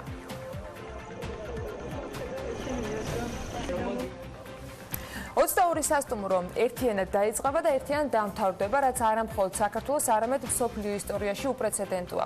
ეს იყო შეფასება ანალიტიკას ავტორთან ელენე კვანჭილაშვილთან საუბარში ბიზნესმენის თემურ ჭყონიას მხრიდან ბიძინა ივანიშვილის იმ გადაწყვეტილებაზე, რომელიც წყალტუბოს რეაბილიტაციას ეხება. მისივე თქმით, ის ბიუროკრატია, რასაც ჩვეულებრივი დეველოპერები განიცდიან, ივანიშვილის პირობებში გაცილებით მალე დამთავრდება. მეორე დიდი პლუსი აქვს, რომ ის ბიუროკრატიას, რასაც ჩვეულებრივი დეველოპერები განიცდიან ან ბიზნესმენები, ეს ბიუროკრატია ჩარადამთავრდება ბიზნეს ივანიშვილის შემთხვევაში მერწმუნეთ. იმიტომ აქ შერჩევითზე არ არის ლაპარაკი, აქ რა დასამალია, რომ გავლენა სხვადასხვა ადამიანს სხვადასხვა ეს ჩვეულებრივი ამბავი ეს მე არაჩვეულებრივი ვინმე საწყენად არ მithქვია ზოგს ადამიანს ბუნების თქვენთან ტელევიზია სადაც გინდათ ზოგი ადამიანი არის გავლენიანი ზოგი ნაკლებად გავლენიანი ყველაზე დიდი ეფექტი ისეთი რომ ერთხელ და სამუდამოდ წყალდურის თემა გადაწყდება და ვინ იქნება მფლობელი მაგას დიდი მნიშვნელობა არ მერწმუნეთ რა თავარია ის ხალხი რომელიც ელოდება სამუშაო ადგილს და ბევრი სამუშაო ადგილი შეიქმნება უდაოდ ის ხალხი ამოისუნთქავს და იქნება სამუშაო ადგილი და პრესტიჟული ქვეყანად გადაიქცევა და იქ ეხლა ის ძირითადი თემა ეგ არის და თუ ვინმეს მოუნდება ყიდვა ყიდვით საფტურო რიცხვი იყიდება ვანდომის მოედანზე თუ ბულიკა იმასაც იყიდი თბილისში პარკირების წესის დარღვევაზე ჯარიმა 50 ლარი გახდება. კახაკალაძემ თქვა, რომ ცვლილებების ინიციატივით პარლამენტს თბილისის მერია მიმართა მიზეზი კი სატრანსპორტო სისტემის მოწესრიგება. დედაქალაქის მერია აღნიშნავს, რომ შეიცვლება პარკირების ჯარიმის ჩაბარების წესიც. მოგახსენებათ, რომ პარკირების წესების დარღვევაზე ჯარიმა შეადგენდა 10 ლარს და ჩვენი თხოვნა იყო, ჩვენ მიმართეთ პარლამენტს, რომ დაემუშავებინათ ეს კანონპროექტი წარუდგინეთ და ყოფილიყო მხარდაჭერა, რომ გაგვეძვირებინა, გაგვეზარდა დარღვევებზე ჯარიმა. გუშინ უკვე პარლამენტმა მესამე მოსმენით გაზარდა ჯარიმა და გახდა 50 ლარი. საქსტატის მონაცემებით 2018 წელს საფოსტო და საკურიერო საქმიანობით დაკავებული საწარმოების შემოსავალმა 95 მილიონ 800 ლარი შეადგინა. შესაბამისად, ამ სამსახურის მიერ გამოქვეყნებული მონაცემების მიხედვით 2018 წელს საქართველოში საფოსტო და საკურიერო საქმიანობით დაკავებული იყო 65 ეკონომიკური სუბიექტი. მათი 87.7% თბილისში, 7.8% აჭარის, 1.5% იმერეთის, ასევე 1.5% ქვემო ქართლის და შიდა ქართლის რეგიონებშია განთავსებული. გზავნილების მიწოდება საქართველოში 2018 წელს ახორციელებდა საფოსტო და საკურიერო საქმიანობით დაკავებული საწარმოების 178 სერვის ცენტრი, რომლებშიც დასაქმებულთა საშუალო წლიური რაოდენობა იყო 3800 ადამიანი. მათ შორის 855 კურიერი, პოსტალიონი და ფელდეგერი. პროფკავშირების გაერთიანებამ კი პარლამენტს საკანონმდებლო ინიციატივით მიმართა, რომელიც მინიმალური ხელფასის დაწესებას ითვალისწინებს. კანონპროექტის მიხედვით მინიმალური ხელფასი თვეში არანაკლებ 320 ლარით უნდა განისაზღვროს. პროფკავშირების წარმომადგენლები ამბობენ, რომ ეკონომიკური მდგომარეობის გათვალისწინებით მინიმალური ხელფასი ყოველწლიურად გადაიხადება.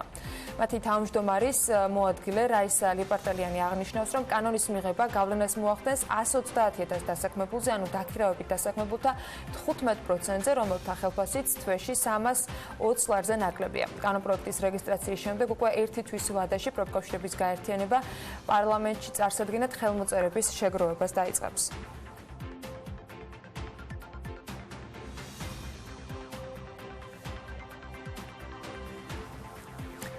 საქმიანი დილის ეთერისათვის ჭიანჭველა გოვიას ამბავი მსოფლიოს დაზოგვის დღემდე რამდენიმე დღით ადრე წელსაც ყურადღების ცენტრში ხვდება. ნოემბრის დასაწყისში მსოფლიო დაზოგვის დღე 1925 წლიდან ბევრ ქვეყანაში სხვადასხვა ღონისძიებით აღინიშნება და მოსახლეობაში დაზოგვის წახალისებას ემსახურება. რამდენიმე წელი ამ ფერხულშიც ჩაება საქართველო და ეროვნულ ბანკს ამისთვის და არა მხოლოდ ამ დღისათვის რამდენიმე პროექტი და პროგრამაც აქვს განხორციელებული.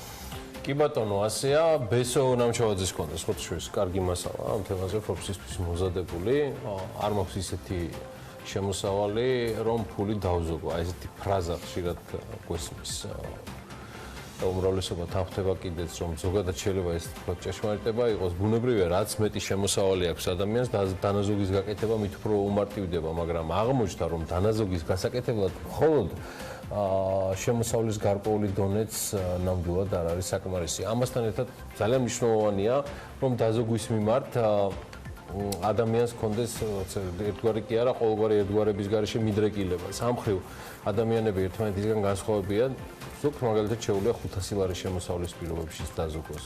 თუმცა სხვას არ შეუძლია დანაზოგის გაკეთება, იმ შემთხვევაშიც კი, როცა მისი შემოსავალი მაგალითად ყოველს მოგწევთ 5000 ლარია. თუმცა მრავალი ქვეყნის გამოცდილება მაჩვენა, რომ დაზაგვისადმი მეტნაკლები მიდრეკილება არა მარტო ცალკეული ადამიანებისთვის დამახასიათებელი ფენომენია, არამედ ეროვნულ დონეზეც კი შეგვიძლია გამეხილოთ. ერთი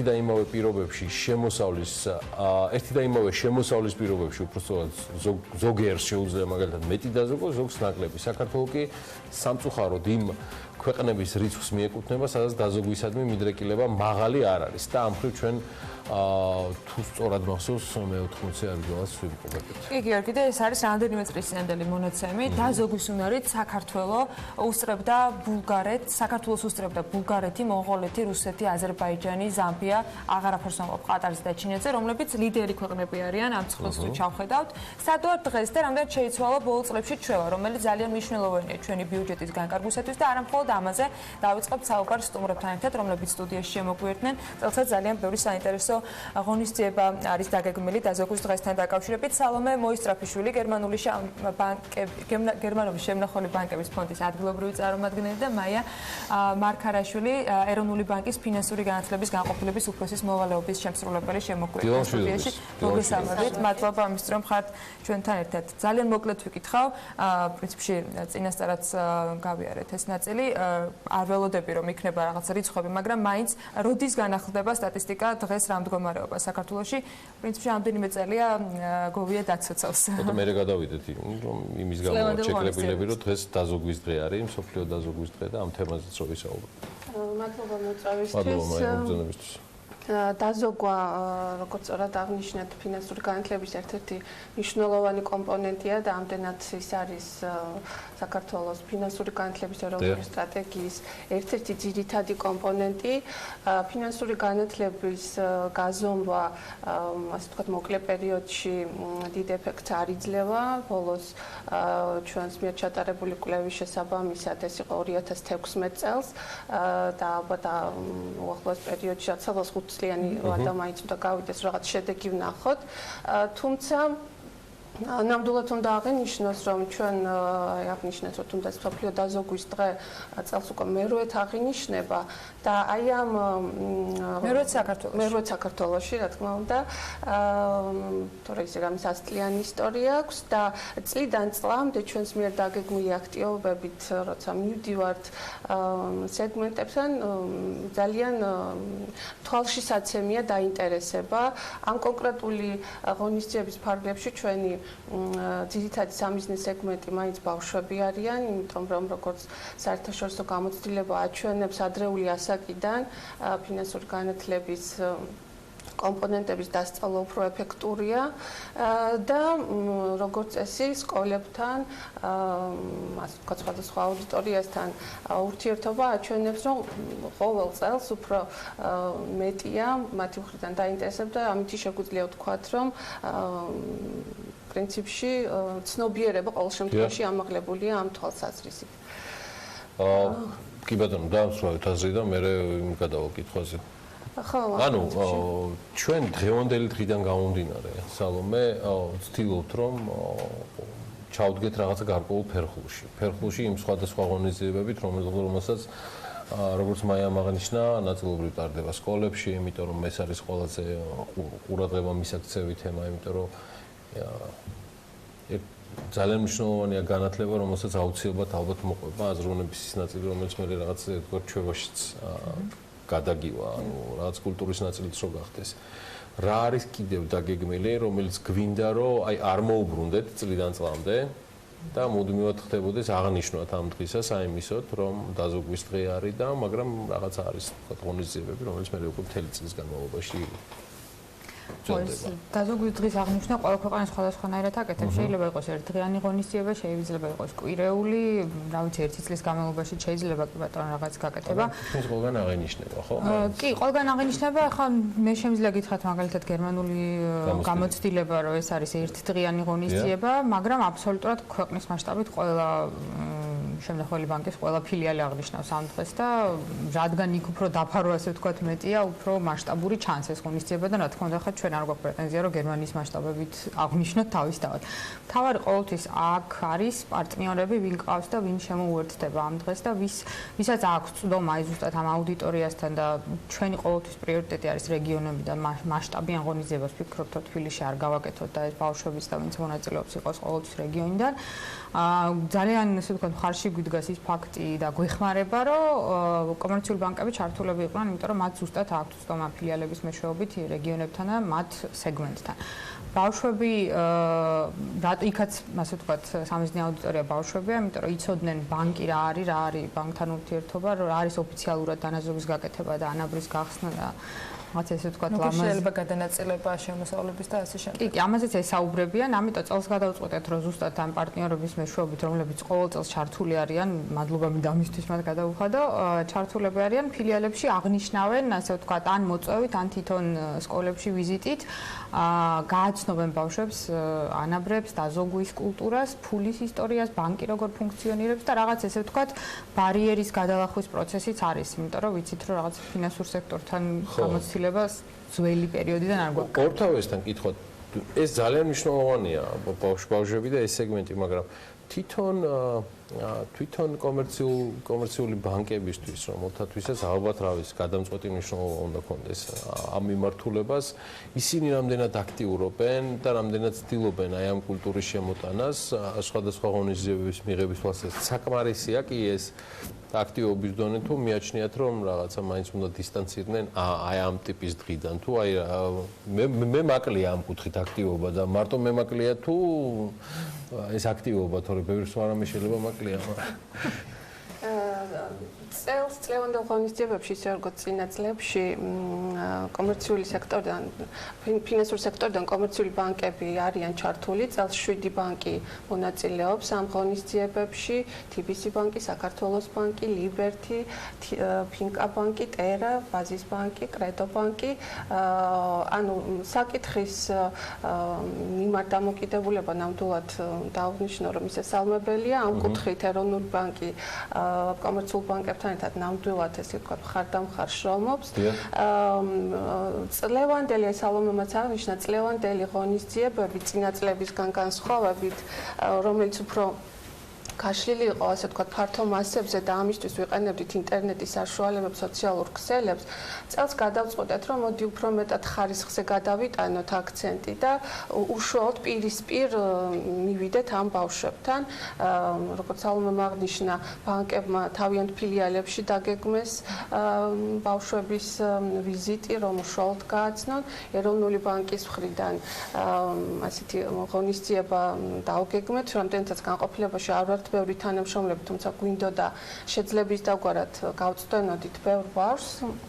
გამოვაცხადეთ ასეთი პროექტი, ასე ვთქვათ, გახდი ეროვნული ბანკის დესპანი ფინანსური განათლების გავრცელებაში და მოვიწვიეთ ენთუზიასტები, რომლების დავალებაც ასე ვთქვათ იყო მისულიყვნენ სკოლებში, წარმოებინათ მოლაპარაკებები და ჩაეტარებინათ ერთი გაკვეთილი პრეზენტაცია დაზოგვის მნიშვნელობაზე, ზოგადად ფულზე, ეროვნული ბანკის ფუნქციებზე და ესეთი ენთუზიასტები გამოჩნდნენ. ეხლა ამ მომენტშიც მიმდინარეობს გაკვეთილები. გუშინ ეროვნული ბანკის პრეზიდენტმა ჩაატარა მეხუთე კლასელებთან მე-11 საჯარო სკოლაში და აუცილებლად უნდა აღვნიშნო, რომ თუ თანამშრომლები მოდიოდნენ ენთუზიაზმით, რომ ეს საქმე უნდა გაეკეთებინათ ამ გაკვეთილებიდან, უფრო მეტი ენთუზიაზმით აღივსნენ, იმიტომ რომ არ ვიცი, ძალიან საოცარი თაობა გვყავს ეს მე-5, მე-6, მე-4 კლასელები ძირითადად, აი ესე რაღაც ღრუბელივით ისრუტავენ ცოდნას, სვავენ ჭკვიანურ კითხვებს და რაც თავარი ისეთ პოზიტივით გვავსებენ ჩვენც, რომ ვიცით, რომ თუნდაც მარტო ამ თაობის ფინანსური კეთილდღეობისთვის კიდევ და კიდევ მეტი უნდა ვიშრომოთ და დარწმუნებული ვარ ის კომერციული ბანკებიც, რომლებიც ასევე დაახლოებით მსგავს აქტივობებს, მაგრამ უშუალოდ მათ ფილიალებში ახორციელებენ, იგივე დასკვნამდე მივიდეთ. სალომე, მეტი ხომ არის კომერციული ბანკების კიდევ აქტივობებზე? ხო, ფინანსურ განათლებას სხვათა შორის, აი რომ ახსენდება ხა 8 წლის წინ დავიწყეთ ეს ცოტა ძნელი იყო ამ თემაზე ლაპარაკი. ზოგადად. იმ ცნობილი ფრაზის გამო, რომელიც გიორგი მახსოვს. კი, ზუსტად, მაგის გამო ეს იყო მთავარი ერთ-ერთი ბარიერი და ყოველთვის ვიძახდით, რომ შემოსავალი ზუსტად იმიტომ უნდა დაზოგო, რომ შემოსავალი გაქვს ცოტა, რომ რაღაცებისგან იყო დაზღვეული და აი შავი დღის პრინციპი წელს სხვათა შორის გადავაკეთეთ და დავარქვით, რომ იქნებ თეთრი დღისთვის მაინც დავზოგოთ ესეთი კამპანია ვაწარმოეთ. მაგრამ აი დღეს შეიცვალა მართლა რაღაცნაირად აღარ არის ესეთი უცხო სიტყვა და შეგვიძლია ფინანსურ განათლებაზე ვილაპარაკოთ ზუსტად იმიტომაც რომ სტრატეგიაც გვაქვს, ასევე სკოლებშიც უკვე ისწავლება და ერთ-ერთი საგნის მთავარი კომპონენტი არის ფინანსური განათლება და მასწავლებლების ასე ვთქვათ მომზადებაც ხდება ამ მიმართულებით. ამიტომ უფრო ვაღად ვახსენებთ ამ თემას და რამოდენიმე ბანკისთვის მათი ასე ვთქვათ სოციალური პასუხისმგებლობის კომპონენტი გახდა ფინანსური განათლება, ამიტომ აქვს რაღაც ბლოგები, ვებგვერდზე საუბრობენ ამაზე თავიანთ ასე ვთქვათ სოციალურ მედიაში და თემა მე ვფიქრობ რომ დაიძრა რაღაცა დიდი შრომის შედეგად და კარგია ეს, მაგრამ შეიძლება რომ უფრო მეტის გაგება. საინტერესო მიგნება იყო, მათ შორის ერთ-ერთი შენ სწორობისას ვიზავოთ ის თამაშობები, რომელიც ბავშვებისთვის შეიქმნა გერმანული შემნახული ბანკების ფონდის მხრიდან, როგორც ვთქვი, ამ წელსაც არის კონკრეტული ღონისძიებები ამ მხრივ. სად, რა, როგორ, რა ფორმით, ამასაც გითხარ ცოტა მეტი და ხელმისაწვდომობა, ანუ გასაგებია რომ თქვენ რაღაც სეგმენტამდე მიდიხართ, მაგრამ თუ თქვა დაინტერესებულია მშობელი, რომ მის შვილს ჰქონდეს მსგავს ინფორმაციაზე ცნობის შესაძლებლობა და ასეთი თამაშით თქვათ მიაწოდოს მეტი ინფორმაცია. სად არის ხელმისაწვდომობა, რაზეა საუბარი, როგორ შეიძლება ამ ინფორმაციასთან გქონდეთ მეტ კავშირი? ჩვენ დაზოგვის თამაშს გულისხმობთ, ალბათ სამაგიდე თამაში არის და სხვადასხვა თამაშია, მაგრამ ერთ-ერთი ბავშვებისთვისაც ახალისო და საინტერესო შეიძლება იყოს არის დაზოგვის სამაგიდე თამაში, რომელიც ერთი დღის განმავლობაში დილიდან საღამომდე ესე ვთქვათ თამაშობენ ბავშვები. შარშან 2017-ის დასაწყისში 2018 ბოლოს 18-ის დასაწყისში ჩავატარეთ და სადღაც 1500-მდე მოსწავლე მოვიცავით, მაშინ საქართველოს 52 სკოლა იყო. წელს გავაკეთეთ ისევ, ზუსტად ამ კამპანიის ფარგლებში და გვაქვს 20 სკოლა, ისინი ვინც წინა ჯერზე ასე ვთქვათ ვერ დავფარეთ, ის სკოლებია და განანაწილებულია საქართველოს ასე ვთქვათ ყველა რეგიონში. ხელმისაწვდომობა აი ამ წუთისთვის უკვე დარეგისტრირებული არიან უпростоრად და აქვთ ეს დაგეგმილი ყოველ შაბათ-კვირას ტარდება 4 კვირის განმავლობაში. თუ აქვთ სურვილი რომ ჩაერთონ, შეუძლიათ მიმართოთ ჩვენ ადგილობრივ პარტნიორებს, რომლებიც ამ სკოლებში მიდიან და ატარებენ ამ ღონისძიებებს და ესეც მოხდა, სიმართლე გითხრათ რომ პირველი ისე მოეწონათ რომ მოითხოვეს და შემდეგ მეორეც გავაკეთეთ, ასე რომ სკოლებში თვითონ იციან ვის დაუკავშირდნენ და ჩვენ დიდი სიამოვნებით შევეცდებით რომ კიდევ ერთხელ მივაწოდოთ ეს თამაში. სხვა მხრივ ჩვენ შეგვიძლია რომ კითხონ მოგმართონ და გქონდა კიდეც ესეთი შემთხვევა გუშინ რომ მოგწერეს სოციალურ ქსელებში და კითხეს აი როგორ შეიძლება ჩავერთოთ და დასავლეთ საქართველოს თამაშებიც იყო კიდევ ვიზასთან ერთად ეროვნულ ბანკს ფინანსური ფეხბურთი და სხვადასხვა თემები. მაინც სწორად მახსოვს, ხო? ფინანსური ფეხბურთის ვებგვერდი ახლაც აქტიურია, სადაც სამ კატეგორიათაა დაყოფილი, ასე ვთქვათ, დონე ფინანსური განათლების მიხედვით და მონაწილეებს შეუძლიათ ფინანსურ საკითხებთან დაკავშირებულ შეკითხვებზე პასუხის გაცემით გაიტანონ გოლი, ასე ვთქვათ და მოუგონ მოწინააღმდეგეზე. ძალიან სახალისო თამაშია და ჩვენ ერთად კომპონენტად ვიყენებთ ხოლმე, როდესაც მივდივართ ბავშვებთან, მოსწავლეებთან და არის ძალიან ეფექტურიც, იმიტომ რომ თამაშით სწავლება ძალიან კარგ შედეგებს გვაძლევს. კი, საკმაოდ დადებითად, ხო? კი. კარგი, მადლობა. ძალიან საინტერესოა. იმედია ჩვენც არ ვიქნებით სალომეს გამოისობით მარტო 31 ოქტომბერს მოწოდინებულნი, რომ ამ თემაზე ვისაუბროთ, მართლაც ვზანებთ.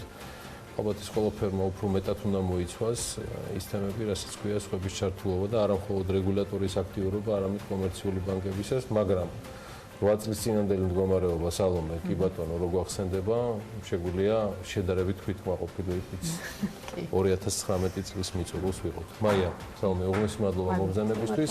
სალომე მოისტრაფიშვილი, გერმანული შემნახველი ბანკების ფონდის ადგილობრივი წარმომადგენელი და მაია მარქარაშვილი, ეროვნული ბანკის ფინანსური განათლების განყოფილების უფროსის მოვალეობის შემსრულებელი. წავედით სვანეთში. მადლობა მასწავლებლისათვის და მართლა მივდივართ სვანეთში. ინფრასტრუქტურული და საგანმანათლებლო პროექტები ჭუბერში. ნესკრა ჰესის პროექტის განმახორციელებელი კომპანია სოციალური პასუხისმგებლობის ფარგლებში 2015 წლიდან რამდენიმე პროექტს ახორციელებს. ამ ეტაპზე ადგილობრივების მოთხოვნით და მათი სურვილის გათვალისწინებით კულტურის სახლის რეაბილიტაცია, ინგლისურის და კომპიუტერის კურსები და მექანიზაციის მიმართულებით მცირე ინფრასტრუქტურული პროექტები მიმდინარეობს. დეტალებს ტრადიციულად სიუჟეტიდან შევიტყობთ. ჭუბერის თემის სოფელ ყარსგურიშის საჯარო სკოლაში მთვარისაფიფია ჯერ დაწყებითი საფეხურის პედაგოგის, შემდეგ კი მოსწავლის ამპლუაში მიდის. საოფისე კომპიუტერულ პროგრამებზე უფლება. კომპიუტერის შემსწავლელი კურსები აქ ცოტა ხნის წინ გაიხსნა. მასწავლებელი ადგილობრივია, რომლის გადამზადება, შრომის ანაზღაურება და საკლასო ოთახის კომპიუტერებით აღჭურვა ნესკრა ჰიდრომუზრუნველყო, რომელიც ჭუბერსა და ნაკრაში ნესკრა ჰესის პროექტს ახორციელებს. კომპიუტერის უნარჩვევების სწავლა, იმიტომ გადავწყვიტე, რომ გამოვიყენო საკაკეთილო პროცესში. ამის საშუალებით შემიძლია მრავალფეროვანი სასწავლო მასალა შევაგრო, შემდეგ გამოვიყენო გაკვეთილზე. ასევე შემიძლია მასწავლების პორტფოლიოს ტარება ამის საშუალებით, შემიძლია გაკვეთილების დაგეგმა, კომპიუტერის საშუალებით, ცხრილების შექმნა. ჯერ ხდება Windows-ის შესწავლა კომპიუტერის პროგრამების, შემდეგ მუშაობთ Word-ზე. Word-ის დაახლოებით 90% შეისწავლიან აქ ბენეფიციარები ჩვენი სტუდენტები, ხოლო Excel-ი პრაქტიკული ნაწილი ცხრილებთან მუშაობა და მათემატიკური ნაწილიც ოღონდ მხოლოდ მცირე დონით, რომელიც უკვე მათემატიკასებს არ ეხებათ. ეს შედგება 60 საათისაგან. ასევე ჰესის მშენებელი კომპანიის მხარდაჭერით ადგილობრივი მოსახლეობა ინგლისურ ენასაც სწავლობს. 2018 წელს აღნიშნული კურსები 58 ადგილობრივმა მაცხოვრებელმა გაიარა, მიმდინარე წელს კი 25-მა. პროგრამის ერთ-ერთი ბენეფიციარია მანანა მიქავა, რომელსაც უკვე დაგეგმილი აქვს, რაში გამოიყენებს გაუმჯობესებულ ინგლისურ ენას. ველოდებით, რომ იქნება გესტჰაუსების განვითარება ჩვენს ხეობაში და ვიზიტორების და სტუმრებთან კომუნიკაციის დროს აუცილებლად გამომადგება ის უნარები, რაც შევიძინე და რასაც შევიძენ, ვთქვათ, ამ ინგლისური ენის კურსებიდან. მათ კი ვინც საოჯახო სასტუმროების სასაშენებლად უკვე მზად არის, მაგალითად ისე როგორც სოფელ ზედამარხში, საძირკველის გასაჭრელად მექანიზაციის პროექტი ეხმარება. ამ მიმართულებით 2019 წლის მარტიდან სექტემბრის ჩათვლით ნესკრა ჰიდრომ 109 ინდივიდუალური და 21 კოლექტიური განაცხადი მიიღო და ყველა მათგანი დააკმაყოფილა. ყველა ოჯახთან მიდიან, ვისაც გარემე უჭირს, განაცხადს აძლევს, მიაქვთ საბუთები ხოლმე და შემდეგ დანიშნულ დროს ტექნიკით აი აგერ ხედავთ თქვენ მოდიან, რაც გჭირდება გზის გასწორება თუ ფუნდამენტის ამოღება, რომ კოტეჯები ააშენონ იმისთვის, რომ ტურისტებისთვის ქონდეთ მოწყობილი ინფრასტრუქტურა და ვისაც რამე სჭირდება, ყველაფერს ეხმარება ნამდვილად კომპანია. უკვე ჩამოთვლილი აქტივობების გარდა ნესკრა ჰიდრო სოფლის საჭიროების მიხედვით სხვადასხვა ინფრასტრუქტურულ პროექტებს ახორციელებს. ასეთია ჭუბერის კულტურის სახლის რეაბილიტაციაც, რომელიც გასული საუკუნის 80-იან წლებში თავად მოსახლეობამ ააშენა. სამუშაოების დასრულების შემდეგ სპორტული და შემოქმედებითი ღონისძიებებისთვის განახლებულ დარბაზებს ადგილობრივები აითვისებენ სპორტული თამაშობების, ხალხური სიმღერებისა და სხვა აქტივობებისთვის. ეხლა კეთდება სრული რეაბილიტაცია ყველანაირად, იცვლება ჭერი, იცვლება იატაკი, კეთდება კედლები, გამოიცვლება ფანჯრები. ამ დაწესებულებაში არის ორი ორგანიზაცია. ერთი არის სპორტი და მეორე არის კულტურის მხარეს. საერთო ჯამში ნესკრა ჰიდრო სოციალური მიმართულებით პროექტებს მოსახლეობის საჭიროების შეფასების საფუძველზე გეგმავს. ასეთი აქტივობები 2015 წლიდან ხორციელდება. ნესკრა ჰიდრო სოციალური პროექტები სხვადასხვა მიმართულებით ხორციელდება. მე გამოვყოფდი მცირე ინფრასტრუქტურის გაუმჯობესებას. ამ მიმართულებით წელს ჩვენ გავხსენით განახლებული ამბულატორია ჭუბერში. ამჟამად მიმდინარეობს კულტურის სახლის და სპორტ კომპლექსის სრული რეაბილიტაცია, რომელიც წლის ბოლოს დამთავრდება. ასევე ძალიან მნიშვნელოვანი პროექტია ჩვენი ერთ-ერთი მექანიზაციის პროექტი, ეგრეთ წოდებული, რომელიც გულისხმობს ძიმე ტექნიკით დახმარებას და ამ პროექტის ფარგლებში უკვე 150-მდე ბენეფიციარი ყავს. ასევე დიდ ყურადღებას ვაქცევთ განათლებას, როგორც პროფესიულ განათლებას და სხვადასხვა ტიპის ხელშეწყობას. ნესკრა ჰესის ინვესტორი კომპანია წლის ბოლომდე ადგილობრივი მოსახლეობის საჭიროებების მიხედვით რამდენიმე ახალი პროექტის დაწყებას გეგმავს, მათ შორის პროფესიული განათლების კუთხით.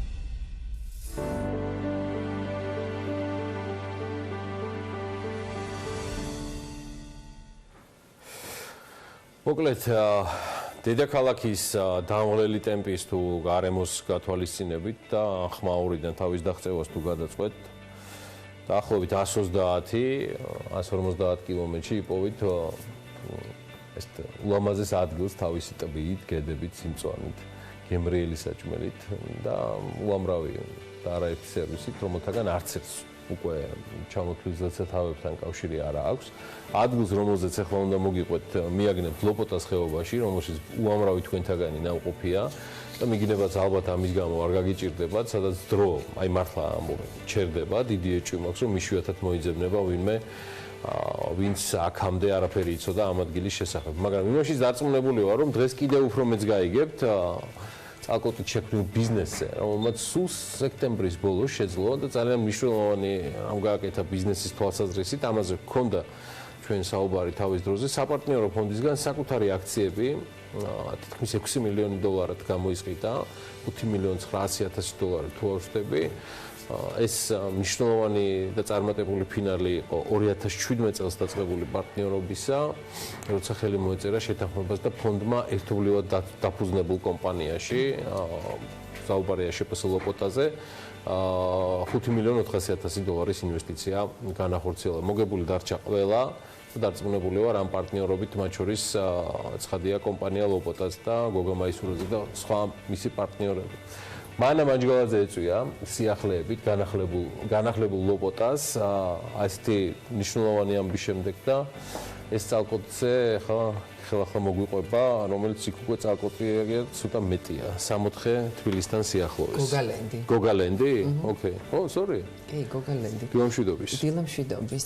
და ეს გოგალენდი ფართოვდება და იზრდება და ვითარდება კიდევ.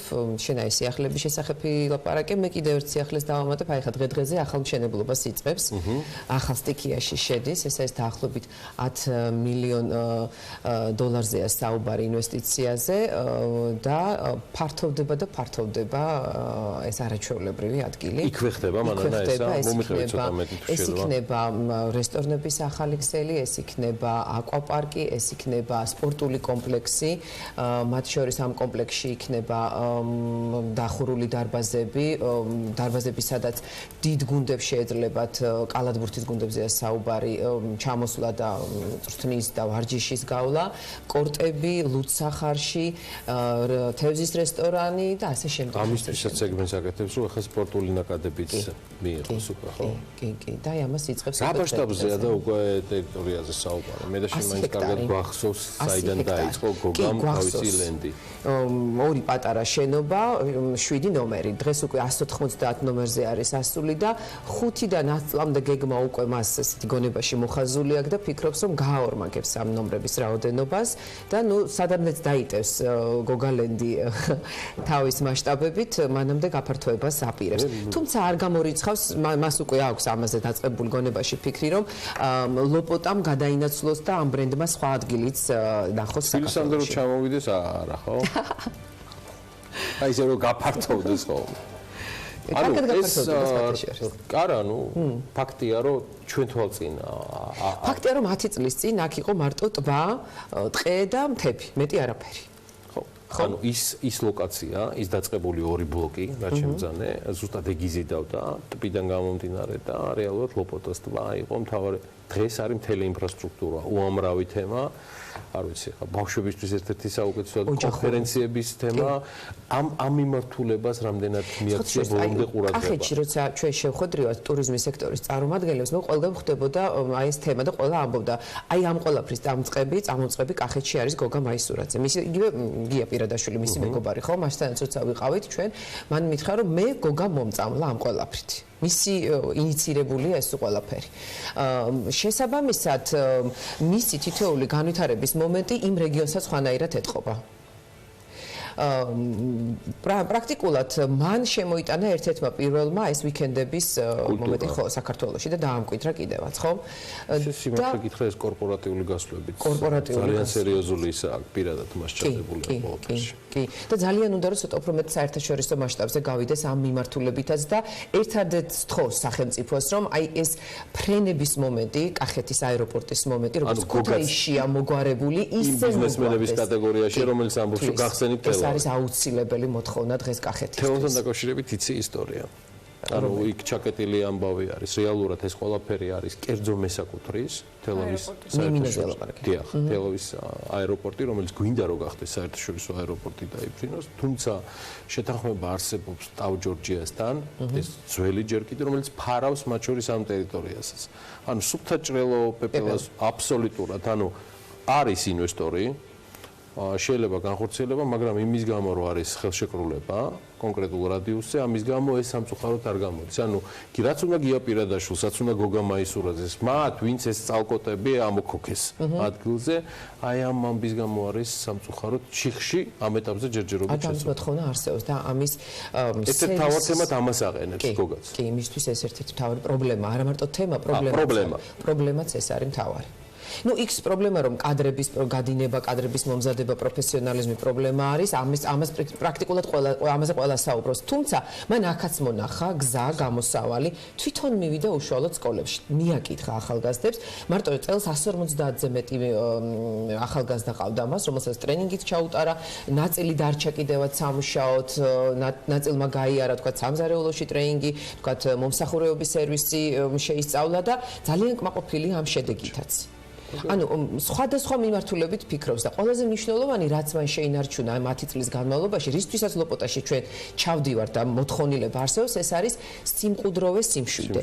ეს შენარჩუნებული აქვს. თუმცა თქვა რომ აუცილებლად უნდა იფიქრო იმ ადამიანზე, რომელიც 3-4 დღის მერე ამბობს, რომ აი დავიღალე სიმშვიდით. აი ეს უნდა შეინარჩუნო. ამ მიმართულებითაც აქვს მას უკვე განვითარება. და დანარჩენი გოგალენდისკენ წავედით, მაგრამ მანჯგალაძესთან ერთად სულ მალე დაგიბრუნდებით, მაგრამ მანამდე დატკბით გოგალენდით და ლოპოტას აღარჩეულებრივი განვითარების მორიგი ისტორიით. 10 წლის წინ აქ მხოლოდ ტბა, ტყე და მთები იყო. 10 წლის შემდეგ აქ ისევ არის ტბა, ტყე და მთები და კიდევ 180 ადგილიანი სასტუმრო კომპლექსი. შატო, მარანი, რესტორნები, სპა, თავლა, ვენახი აუზები, ქუჩებიც, უბნებიც, მარჯვენა და მარცხენა სანაპირო და როგორც ერთმა მეგობარმა მორიგი ახალი პროექტის პრეზენტაციისას თქვა, ეს გოგალენდია, თუმცა ადგილის ნათლია მეორე მეგობარია. როცა ავაშენე და სახელზე ვფიქრობდი, ჩემი მეგობარი გია პირადაშვილი დამეხმარა, იმიტომ რომ გია ძალიან მაგარია სახელების და ბრენდების მოფიქრებაში და ანუ ნათლია გია. გია არის ნათლია და გია თქვა რომ მოდი ლოპოტა დაარქვი. მდინარის ხეობიდან გამომდინარე, ხო? კი, გეოგრაფიული მდებარეობა, მდინარესაც ლოპოტა ქვია. ეს ლოპოტაა, რომელიც ტურისტულ რუკაზე 10 წლის წინ არც არსებობდა. როცა დაიწყო ბანკები სესხსაც არ აძლევდნენ. მან კი არაფრისგან 10 წელიწადში ბრენდი შექმნა. ამ ბიზნესის ბევრი წარმომადგენელი გეტყვით, რომ კახეთის ახალი ტურისტული ტრენდი შექმნა გოგა მაისურაძის დაწყებულია. ჯერ კიდევ მაშინ, როცა არავის ჯეროდა, რომ აქ შეიძლებოდა სასტუმრო ყოფილიყო, ან ტურისტი მოსულიყო. წარმოუდგენელია რაიმე დავიწყე და თითქმის არაფრით. დაახლოებით $3,000 რაც მახსოვს. მე 2 წელი მოვანდომეთ იმ პირველი სასტუმროს აშენებას. ჩემი ხელით მომქონდა ქვები, ვარჩევდი. თითქმის არ იყო არავინ, ვისაც ჯეროდა ამ პროექტის მომავლის. აქ მოსულს მხოლოდ ხელოვნურად გაშენებული ტბა და თევზსაშენი დაგხვდებოდათ. ისიც აქ დადიოდა სათევზაოდ. ამობენ თევზაობის დროს ბევრი იდეა ჩდებაო, ხო და მოვიდა კიდეც. მეგობრებისთვის ღამის გასათენებელი გაეკეთებინათ. ვინ წარმოიდგენდა მაშინ, რომ 7 ნომრიდან და $3,000 დაიწყებოდა ყველაფერი. ნაბიჯებით ზომავდნენ, ჰაერში ხაზავდნენ. მართალია მერე ანგრევდნენ და თავიდან იწყებდნენ. ეს ნაბიჯით გადავზომავდით. მოდი ახლა ესე ავაშენოთ. კი გვეხდებოდა რაღაცების მე დანგრევა და ახლა გაკეთება, მაგრამ ეს ჩანახატი არ არსებობს. პროექტის სახით არ არსებობს. პროექტის სახით არ არსებობს. გახსნაზე მეგობრები დაპატიშეს, მეორე დღეს კი ერთმანეთს ეკითხებოდნენ, ახლა რა ვქნათო. ამე ყველა აქ დარჩა და ეს ვიხმაურეთ, დრო გავატარეთ და მეორე დღეს რო წავიდა, ყველა დავრჩით მე და ეკა და ცოტა არ იყოს ერთმანეთს შევხედეთ, რომ ეხა რა შვებით და ალბათ ერთი 2 კვირა თუ მეტი არა ვიზახდით ეხა რა შვებით, სად არის ტურისტი ან როგორ უნდა მოვიდეს აქ. ტურისტებიც მოვიდნენ და 2 წლის შემდეგ ბანკების დარწმუნდნენ, რომ აქ ამ საქმეში ფული ჩადება ღირდა. ლოპოტამ კი თავისი ნიშა შემოიტანა. ვიკენდების კულტურა დაამკვიდრა, ოჯახური გარემო, ეკოლოგია და რაც მთავარია, სიწყნარე. ეს არის ნომერ პირველი. თორე დღევანდელ ცხოვრებაში ალბათ ყველგან აქტუალური გახდა ეს მშვიდი დასვენება, რა თქმა უნდა ეკოლოგიურად სუფთა გარემო, სუფთა ჰაერი. და ამაში ყველანაირად ხელმა შეუწყო. და ინფრასტრუქტურაც ისე განავითარა, რომ ეს არასოდეს არ მოხდეს ამის გადაკვეთა. არც დღე გაკაფა, არც მთამოჭრა და არც ტბა დააშრო, ყველაფერი აქაურობას მოარგო და როგორც ამბობენ ლოპოტაზე გატარებული 2 დღე ნიშნავს ერთკვირიან დასვენებას. მე იმ ტურისტებზეც დაიწყო ფიქრი პასიური დასვენების შემდეგ აქტიობას რომ ითხოვდნენ. აქ მოსული ადამიანი უნდა შეინარჩუნო, ამბობს გოგა და ჩამოთვლას იწყებს. უმატებთ ექსტრემალურ მიმართულებას. სიტყვაზე კვადროციკლებით გვაქვს რამოდენიმე მიმართულების ტური, თებში გადიხარ. ძალიან ლამაზია და თან ცოტა ეს ექსტრემია. შეუძლიათ ცხენებით გასვლა. შეუძლიათ არ ვიცი ნებისმიერი ვერტფრენი, საჰაერო ბურთი. რასაც გასწდება? ხო, ანუ არჩევანი ძალიან ბევრია. და ძალიან კმაყოფილები არიან ტურისტები და რაც თავარია მე ახანგრძლივებ ამ დროის პერიოდს, რაც შენთან რჩება, ხო? 7 ნომერი დღეს უკვე 200 ნომრამდე ავიდა. მარცხენა სანაპიროს მარჯვენა სანაპიროს ათვისება მოყვა. კრამით საკურს და ძველ ქართულ სტილისტიკას თანამედროვე შეურია. აქაც სიახლე მოუნდა და მალე შატო ბუერაც გაჩნდა. ერთი სამში, მარანი, რესტორანი და ლაუნჯი. ბუერა ყველას გონია რომ რაღაცა ევროპული სახელია. ეს არის ქართული ყურძნის ჯიში. და ამ ყურძნის ჯიშგან მზადდებოდა ჩურჩხელა. ბუერა ვენახებს შორის მოაქცია, ხიხვი, ქისი, საფერავი, ასე დაუბრუნდა თავდაპირველ გატაცებას ღვინოს. მარნიდან სიმღერის ხმას თუ გაიგონებთ, იცოდეთ რომ ღვინის კურდები არა, მაგრამ ღვინის დეგუსტაციის მსურველები კი დაგხვდებათ. ესე ჩვენი საგანძური. განძის შენახვა 2 წლის წინ დაიწყო. ენოთეკა 45,000 ბოთლს დაიტევს. ბუერას გარდა სხვა ქართულ ღვინოებსაც შეინახავს. მანამდე კი 34 ქვევრი და ათობით მუხის კასრში წლევანდელი და შარშანდელი მოსავალია. აქ ერთ ციუცეში ძველის და ახლის სინთეზია და ეს კიდევ უფრო საინტერესოს ხდის ლოპოტას. ახლა ყველაზე საინტერესო პროცესი იწყებს მშენებლობას. აქნება სპორტ კორტები, 4 ღია კორტი, 2 დახურული, კალბურთის მოედანი, ისიც გადახურული. რომ ზამთრის პერიოდში გუნდები ჩამოვიდნენ სავარჯიშოდ. იქ კეთდება რესტორანი უცახარში, თავის ბოულინგით, ბილიარდებით. აქაც რესტორანი კეთდება თევზის. აი იქით ხარეს კეთდება აკვაპარკი. ამ საქმეს მუდმივი განახლება ჭირდება და ისიც სულ ძიებაშია, მაშინაც როცა დასასვენებლად მიდის.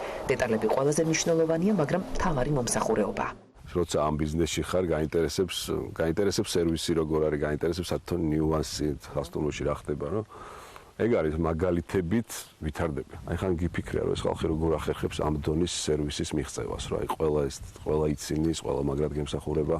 კადრები და პროფესიონალები ეს ყველაზე რთული რამ არის ამ სფეროშიც. ცოტა ხნის წინ სხვა გზას დაადგა. სკოლებს მიაკითხა, სწორი კომუნიკაცია ავირჩიო თქვა და 150 ბავშვი მოიყვანა ზაფხულის პერიოდში. ასწავლა, გაზარდა, ცალკე საფიქრალია გიდების თემაც. რაც ახალგაზრდობა არ მოდიოდა, და გვეგონა რომ სურვილი არ ქონდათ მუშაობის. ანუ პრობლემა აღმოჩნდა კომუნიკაციაში. სურვილი ქონდა, მაგრამ შენთან როგორ მოსულიყო ეგზა არ იცოდა. საკმაოდ მალე ითვისებენ გააჩნია მიმართულებას, ხო ეხლა თუ სამზარეულო უნდა იმას შედარებით დიდი ხანი ჭირდება. მომსახურე პერსონალი დაახლოებით 1 კვირა 10 დღე ყოფნით. დაჭირდა და კადრები ვერ იპოვა, როცა ლოპოტაზე საუკუნის წინ არსებული ვარდის ზეთის საწარმოს აღდგენა გადაწყვიტა. ამ თემას მაინც უტრიალებს და არ გამორიცხავს, რომ ერთხელაც ვარდის პლანტაციებიც დაგხვდეთ. ძალიან დიდი მოთხოვნით სარგებლობს ვარდის ზეთი. დაახლოებით 1 ლიტრი ღირს დაახლოებით 13,000 евро. ეს არის საწარმო ვარდი, ეს სხვა ვარდია. აი თეთრი ვარდის ფერში გადადის. სხვა ჯიშებია, ეს ჩვეულებრივი ვარდი არ არის. იგივე ტემპით უნდა ირგვლივ ინფრასტრუქტურის განვითარებაც. ფეხის აწყობა. კახეთს ახლა ყველაზე მეტად აეროპორტი ჭირდება. ტურისტმა რომ დრო გზაში კი არ დაკარგოს, არამედ სასტუმროში გაატაროს. ჩვენი ძირითადი პრობლემა დღეს უცხოელებთან ურთიერთობაში იგივე არა მარტო ფიზიკური პირების ორგანიზაციების ჩამოყვანაში არის ფრენა. ქუთაისი მუშაობს, მაგრამ ქუთაის კახეთისთვის ძალიან შორს არის. რომ კონდეს ჩარტერის საშუალება, იმიტომ რომ გაცილებით დაბალ ფასში გამოდის მაშინ ჯგუფების ჩამოყვანა და დიდი შანსი გვექნება, რომ ბევრი ტენდერი მოვიგოთ. ლოპოტაზე თუ მოხვდები აუცილებლად გაიცნობ ნაგას ბობის, არაბული ჯიშის დანტეს, ჩიტოს, ლაზარეს და მოემზადეთ, ისინიც კი კოცნით შეხვდებიან. ჯერ მოკოცე და იცნობ. არა, ჯერ მოკოცე. 8 წლის წინ თქვა ლოპოტა ჩემი სახლიაო და აქ გადმოვიდა. ეს ყველაფერი 10 წელიწადში მოასწრო და თან იძახის მოყვარული ვარო. მომავალი 10 წლის გეგმაც მოხაზული აქვს. 100 ჰექტარზე ჯერ კიდევ აქვს ადგილი გოგალენდი გაშალოს და განავითაროს. მე კი იმასაც ფიქრობს ლოპოტას ბრენდმა სხვაგანაც გადაინაცვლოს, მაგრამ კახეთს თან შემოდგომის კახეთს ვერაფერი შეცვლის. კახეთის შემოდგომა ლოპოტაზე ეს უკვე ცალკე ბრენდია.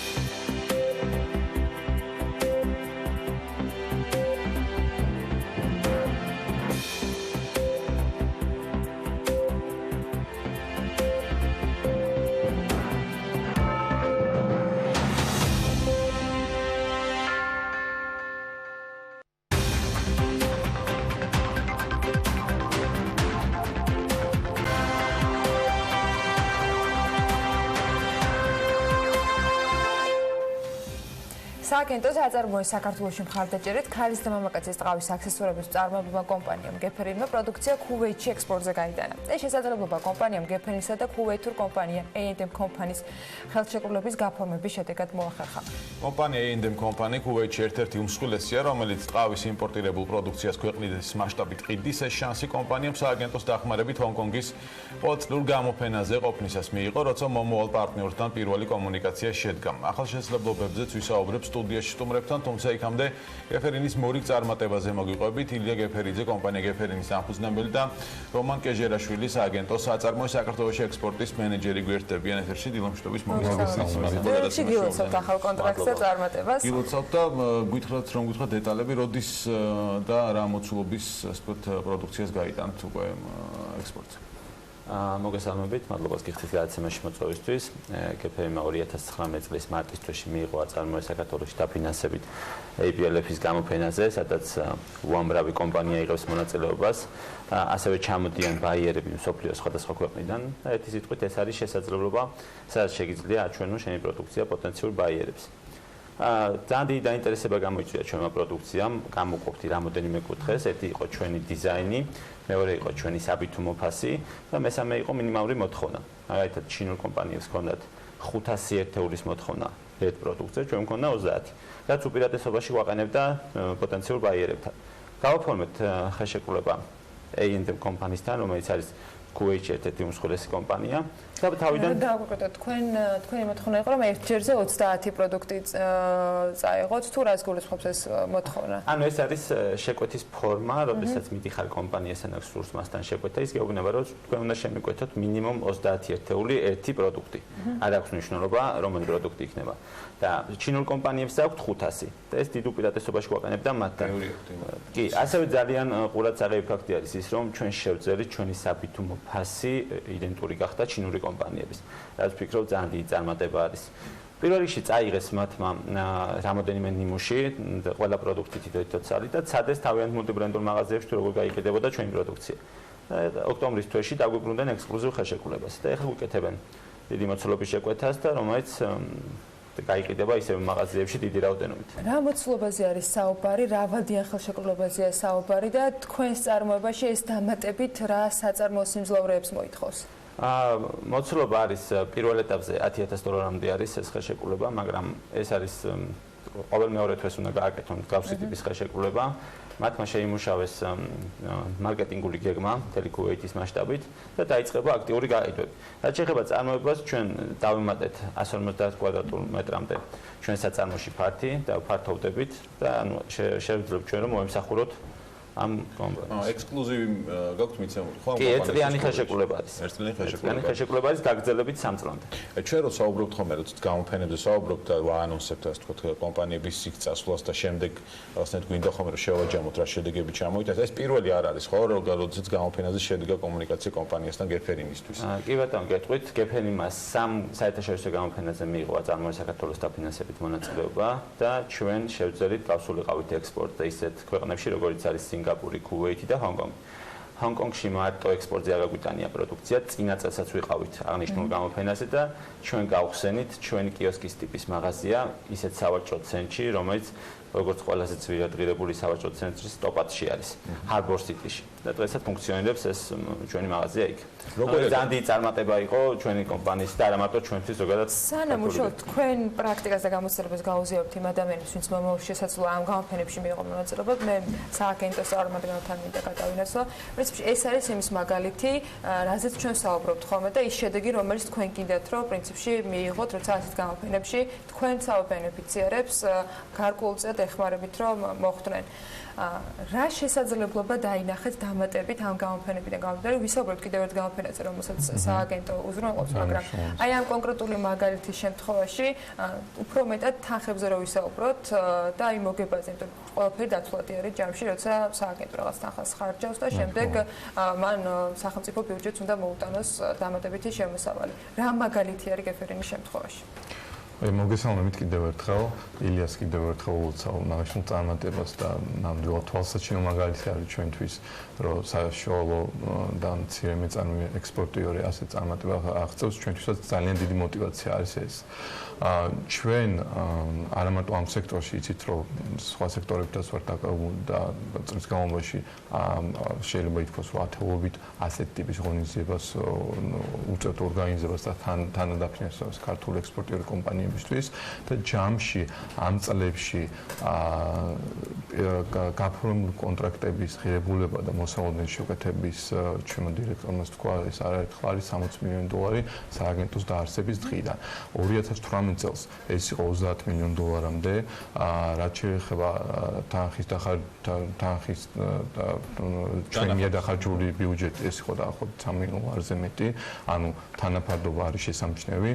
ჩვენთვის ყველაზე მთავარი არის ის, რომ საშუალო და მცირე მეწარმეებში ხედავთ იმ პოტენციალს, რომ მათ განახორციელონ ექსპორტი სხვადასხვა ბაზრებზე და ეს არის ჩვენთვის ძალიან დიდი мотиваცია. აი როცა ქუვეითში გამოფენაზე გეფერინს თქვა ეხმარებოდით მოხვედრაში, როგორ არჩევთ ხოლმე და რის მიხედვით არჩევთ იმ კომპანიებს, რომლებმაც შესაძლოა მომავალში პარტნიორები იშოვონ? ანუ რამდენად გაქვთ შესწავლილი ბაზარი, რა შეიძლება იყოს ამა თუ იმ ქვეყანაზე, ან იქ დამსწრე თქვა პოტენციურ ბაიერებთან შეთავაზებული პროდუქტის საინტერესო? ძალიან კარგი კითხვაა.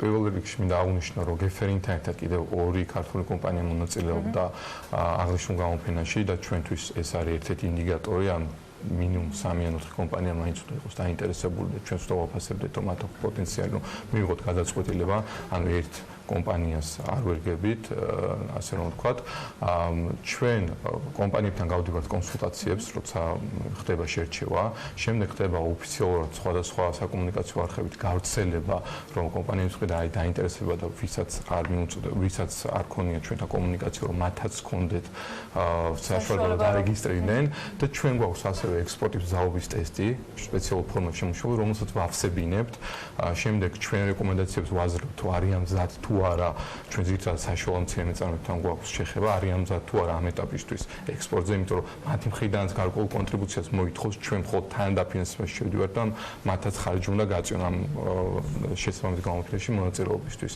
და ასევე ცალკე გამოფენას ვსწავლობთ ჩვენი გზებით, ვიყენებთ სხვადასხვა გზებს, როგორც არის მაგალითად ტრეიდმეპი, ვსწავლობთ ზოგადად ბაზარს და ეს გამოფენა არის თუ არა საერთაშორისო თუ რეგიონალური მასშტაბის.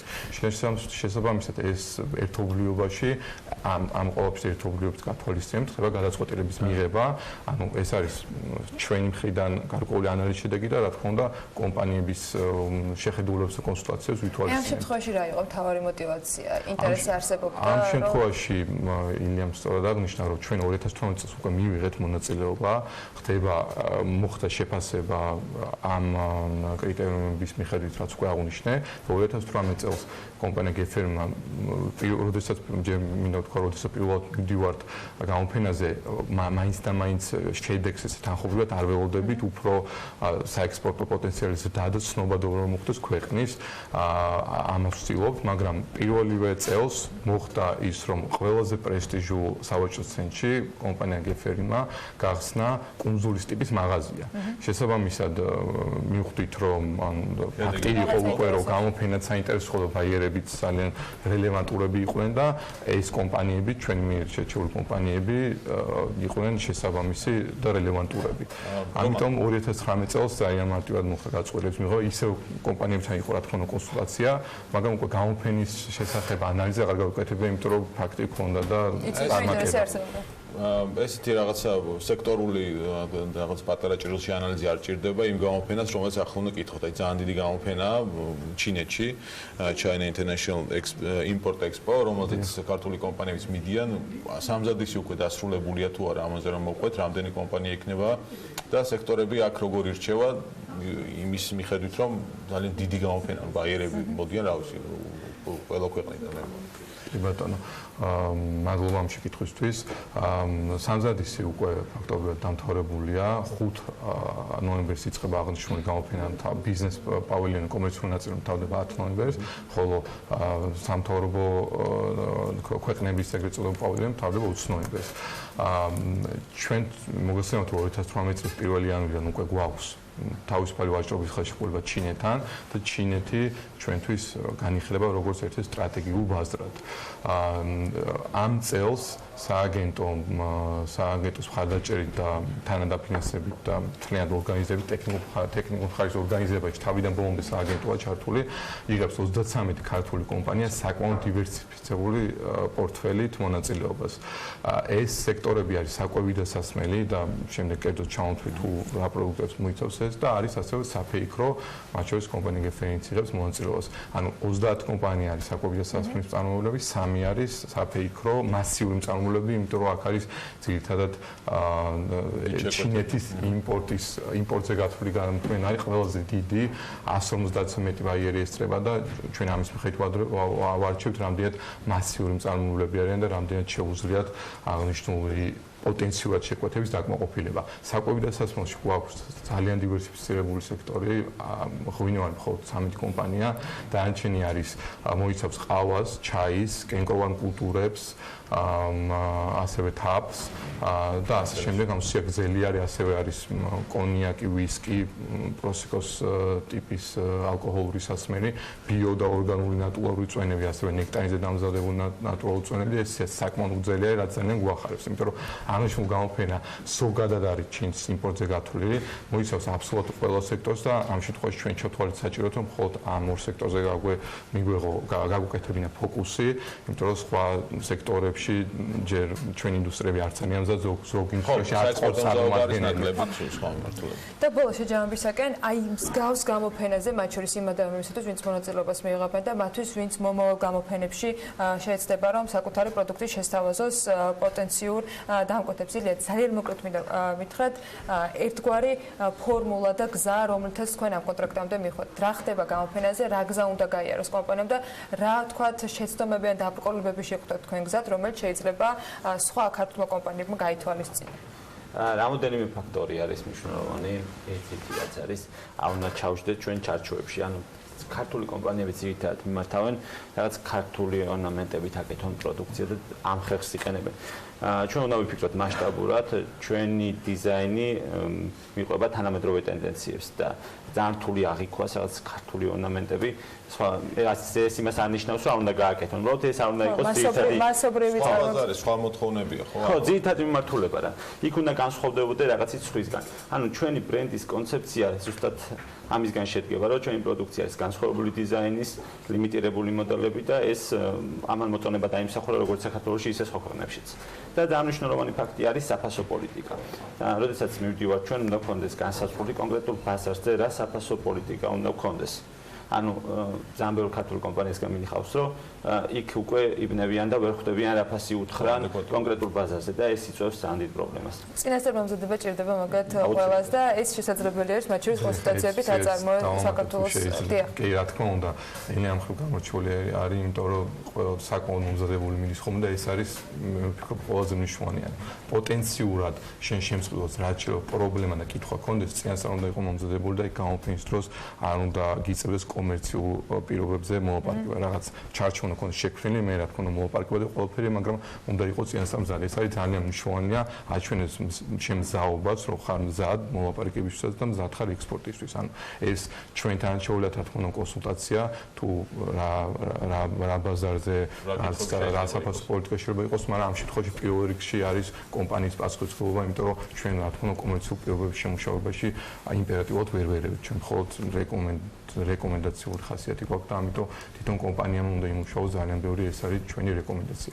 ასევე ჩვენ გვაქვს ჩვენი ბაზა ამ კომპანიების სხვადასხვა სექტორში და ვარ ძალიან ღია ნებისმიერ კომპანიას შეუძლია დაუკავშირდეს და მიიღოს ჩვენი გამოფენების შესახებ მიმდინარე ღონისძიებების შესახებ ინფორმაცია, ჩაიძეს ასევე ამ ბაზაში და შემდეგ შეავსოს ეს ექსპორტის მზაობის ტესტი და განვიხილოთ მისი მონაწილეობა სხვადასხვა გამოფენაში, რომელსაც სააგენტო გეკეთებს. მაგალითები იქნება მოტივაცია იმისთვის, რომ სხვა ქართულმა კომპანიებმაც ამ ფორმით საკუთარი პროდუქტის სოფლისათვის შეთავაზება მოახერხონ. ჩინეთიდანაც გვექნება საშუალება, რომ წარმატებას გისურვებთ გამოფენაზე ჩინეთში, რა თქმა უნდა, და წარმატებას უსურვებ გეფერის კიდევ ბევრ კონტრაქტს საერთაშორისო მასშტაბით. ელია გეფერიძის კომპანია გეფერინის დამფუძნებელს და რომან გეჟერაშვილს სააგენტოს აწარმოე საქართველოს ექსპორტის მენეჯერის მასპინძლობით საქმიანი დილის ეთერში. და ლუდის საერთაშორისო ბრენდი ბავარია და ქართული ლუდის კომპანია ურთიერთობის გაღრმავების ახალ ეტაპზე გადადიან. სწორედ თანამშრომლობის ფარგლებში მიღწეული შედეგები და სამომავლო გეგმები დღეს მხარებმა ქართული ლუდის კომპანიის ქარხანაში განიხილეს. ბავარიის წარმომადგენლები სვიკენსელების სამეფო ოჯახი ცნობილი ლუდის ქართულ წარმოებას გაეცნენ და მედიას მომდევნო ეტაპის გეგმები გაუმხილეს. აღსანიშნავია, რომ 2019 წელს ბრენდი ბავარია 300 წლის გახდა ქართული ლუდის კომპანიაში. მათი ვიზიტის დეტალებზე ნახოთ სიუჟეტი.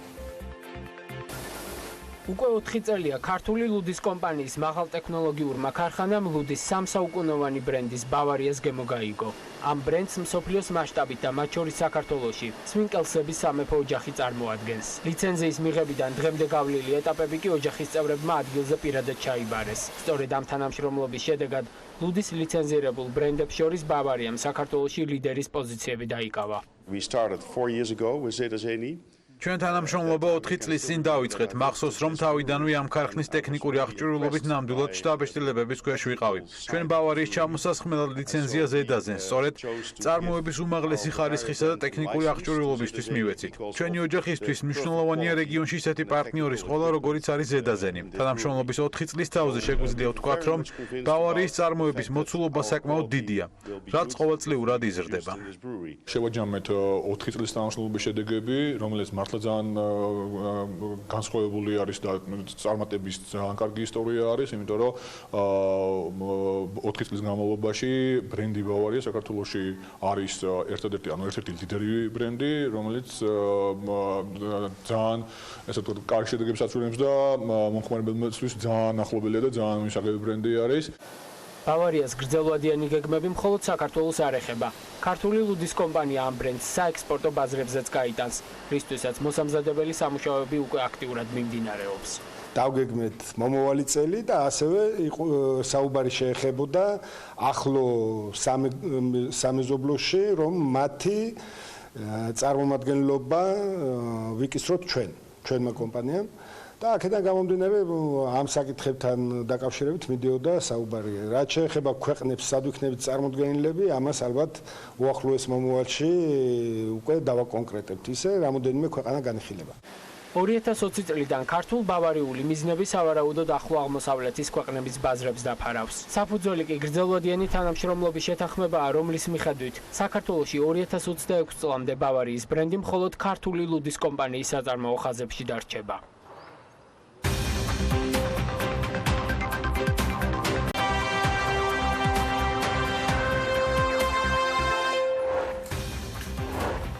ანაკლის განვითარების კონსორციუმის გენერალური დირექტორი ლევან ახვლედიანი აცხადებს, რომ თუ სამ ძირითად საკითხზე მთავრობასა შეთანხმება მოხდება, ანაკლის სპორტის მშენებლობა 6 თვის თავზე დაიწყება.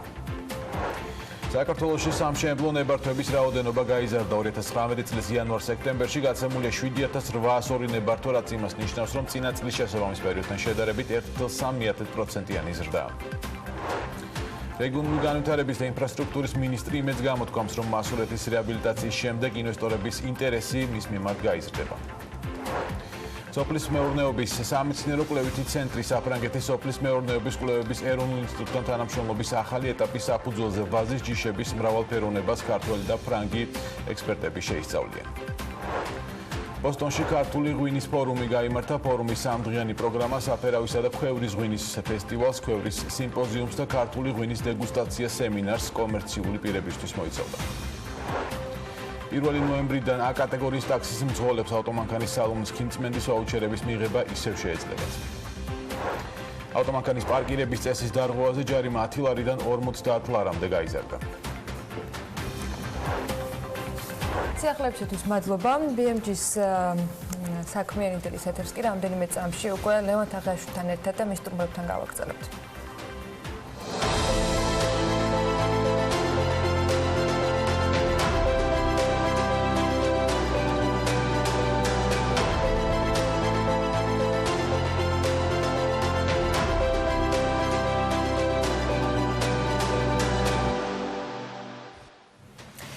რუბრიკაში ლევანი ბიზნეს ტექნოლოგიების უნივერსიტეტის და ბრიტანეთის საბჭოს ერთობლივ პროექტზე მოგიყვებათ, რომელიც ახალგაზრდა მეწარმეების მხარდასაჭერად შეიქმნა. სწორედ ლევანი გვერდება სტუმრებთან ერთად. ლევან დილამშვიდობისა და მიესალმებით შენ სტუმრებს. ერთიანი პროექტის ფარგლებში საქართველოში ჰენლისა და BTU-s ერთობლივი ცენტრი გაიხსნება ანტრეპრენერებისთვის, რომლის მიზანიც სტარტაპერების, მცირე და საშუალო მეწარმეების მხარდაჭერა იქნება იდეის გენერირებიდან კომერციალიზაციამდე. კიდევ რა პროექტები გეგმება Creative Spark-თან ერთად და როგორ შეგეძლებათ მასში მონაწილეობის მიღება და ბიზნესისა და ტექნოლოგიების უნივერსიტეტის რექტორი ნინო ენუქიძე და ბრიტანეთის საბჭოს წარმომადგენელი მაია დარჩია გვეტყვიან ამ ყველაფერს, რომლებიც გვერდებიან საქმიანი დილის ეთერში. დილამშვიდობის. მადლობა რომ გვეწვიოთ კიდევ ერთხელ. როგორც ვიცი, ჰენლის უნივერსიტეტთან ერთად პირველად ხდება, რომ ის პარტნიორთან ერთად აკეთებს მსგავს პროექტს, რაც ნიშნავს ეს საქართველოსთვის და რა მასშტაბის ცენტრი იქნება ახლა დაფუძნებული ცენტრი. მოგესალმებით. ჰენლის ბიზნესის სკოლისთვის ნამდვილად ეს არის პირველი პრეცედენტი, როდესაც მათი ძალიან მაღალ რეიტინგული მეწარმეების ცენტრი ბრიტანეთის საზღვრებს გასცდა და პარტნიორთან ერთად დააფუძნა მეორე ცენტრი, რომელიც სილიკონ ველი თბილისში არის განთავსებული და რომელიც უკვე 2 დღეა ფუნქციონირებს. ეს არის ძალიან მნიშვნელოვანი არა მხოლოდ ჩვენი სტუდენტებისთვის, ვინაიდან ჩვენ დაარსების მომენტშივე ვთქვით, რომ სამეწარმეო ეკოსისტემის ფორმირებაზე როცა ვსაუბრობთ, ამის მონაწილე და ბენეფიციარი გვინდა იყოს ყველა მეწარმე, რომელსაც რაიმე ტიპის მხარდაჭერა ჭირდება და რომელიც საქართველოს ტერიტორიაზე ცხოვრობს. შესაბამისად, ჩვენი კარი ღია არის ნებისმიერი მსურველისთვის, ნებისმიერი სერვისი, რომელსაც ჰენლის მეწარმეების ცენტრი BTU-ში სთავაზობს. აი კონკრეტულად რაში გამოიხატება სტარტაპერების დახმარება დახმარება, რომ ჩავშალოთ მეწარმეობის ცენტრს აქვს რამდენიმე მიმართულება. ეს არის ბიზნეს აქსელერატორი, ბიზნეს ინკუბატორი, ეს არის მეწარმეობის განვითარებისთვის საჭირო კვლევები, რომელსაც დღეს 2 საათზე ვაანონსებთ პირველ კვლევას, ეს არის წვდომა ფინანსებთან, როგორი არის ეკოსისტემები მსოფლიოში და რა ტიპის ფინანსებთან შეუძლია წვდომა ქონდეს მეწარმეს მსოფლიოში და საქართველოს მაგალითის ანალიზი გვაინტერესებს და შემდეგ შესაბამისი რეკომენდაციების გაცემა სხვადასხვა სახელმწიფო თუ კერძო სტრუქტურების მიმართ და ამ კვლევის შედეგებს ძალიან მასშტაბურ სამეწარმეო ფორუმზე ვაპირებთ, რომ განვახორციელოთ, რომელსაც აი ხო თქვენი ეთერი დავაანონსებ, რომ გსურს გაკეთდეს არაუგვიანეს მარტისა. ეს არის პირველი საერთაშორისო ფორუმი მეწარმეობაში, რომელსაც ბრიტანეთის მხარესთან ერთად ვაპირებთ, რომ გავაკეთოთ. ასევე არის ლიტერატურა, ქართულენოვანი ლიტერატურა მეწარმეობის მიმართულებით არ არსებობს და როდესაც ჩვენ, მე შემიძლია ბიზნესის და ტექნოლოგიების უნივერსიტეტის სახელით ვისაუბრო, რომ ვინაიდან ჩვენი განაცხადი და ჩვენი უმთავრესი მისია არის ინოვაციების, ტექნოლოგიების და მეწარმეობის მხარდაჭერა და ამ ეკოსისტემის ფორმირება სილიკონ ველი თბილისში, შესაბამისი განახლებული არის უახლესი ლიტერატურის გარეშე.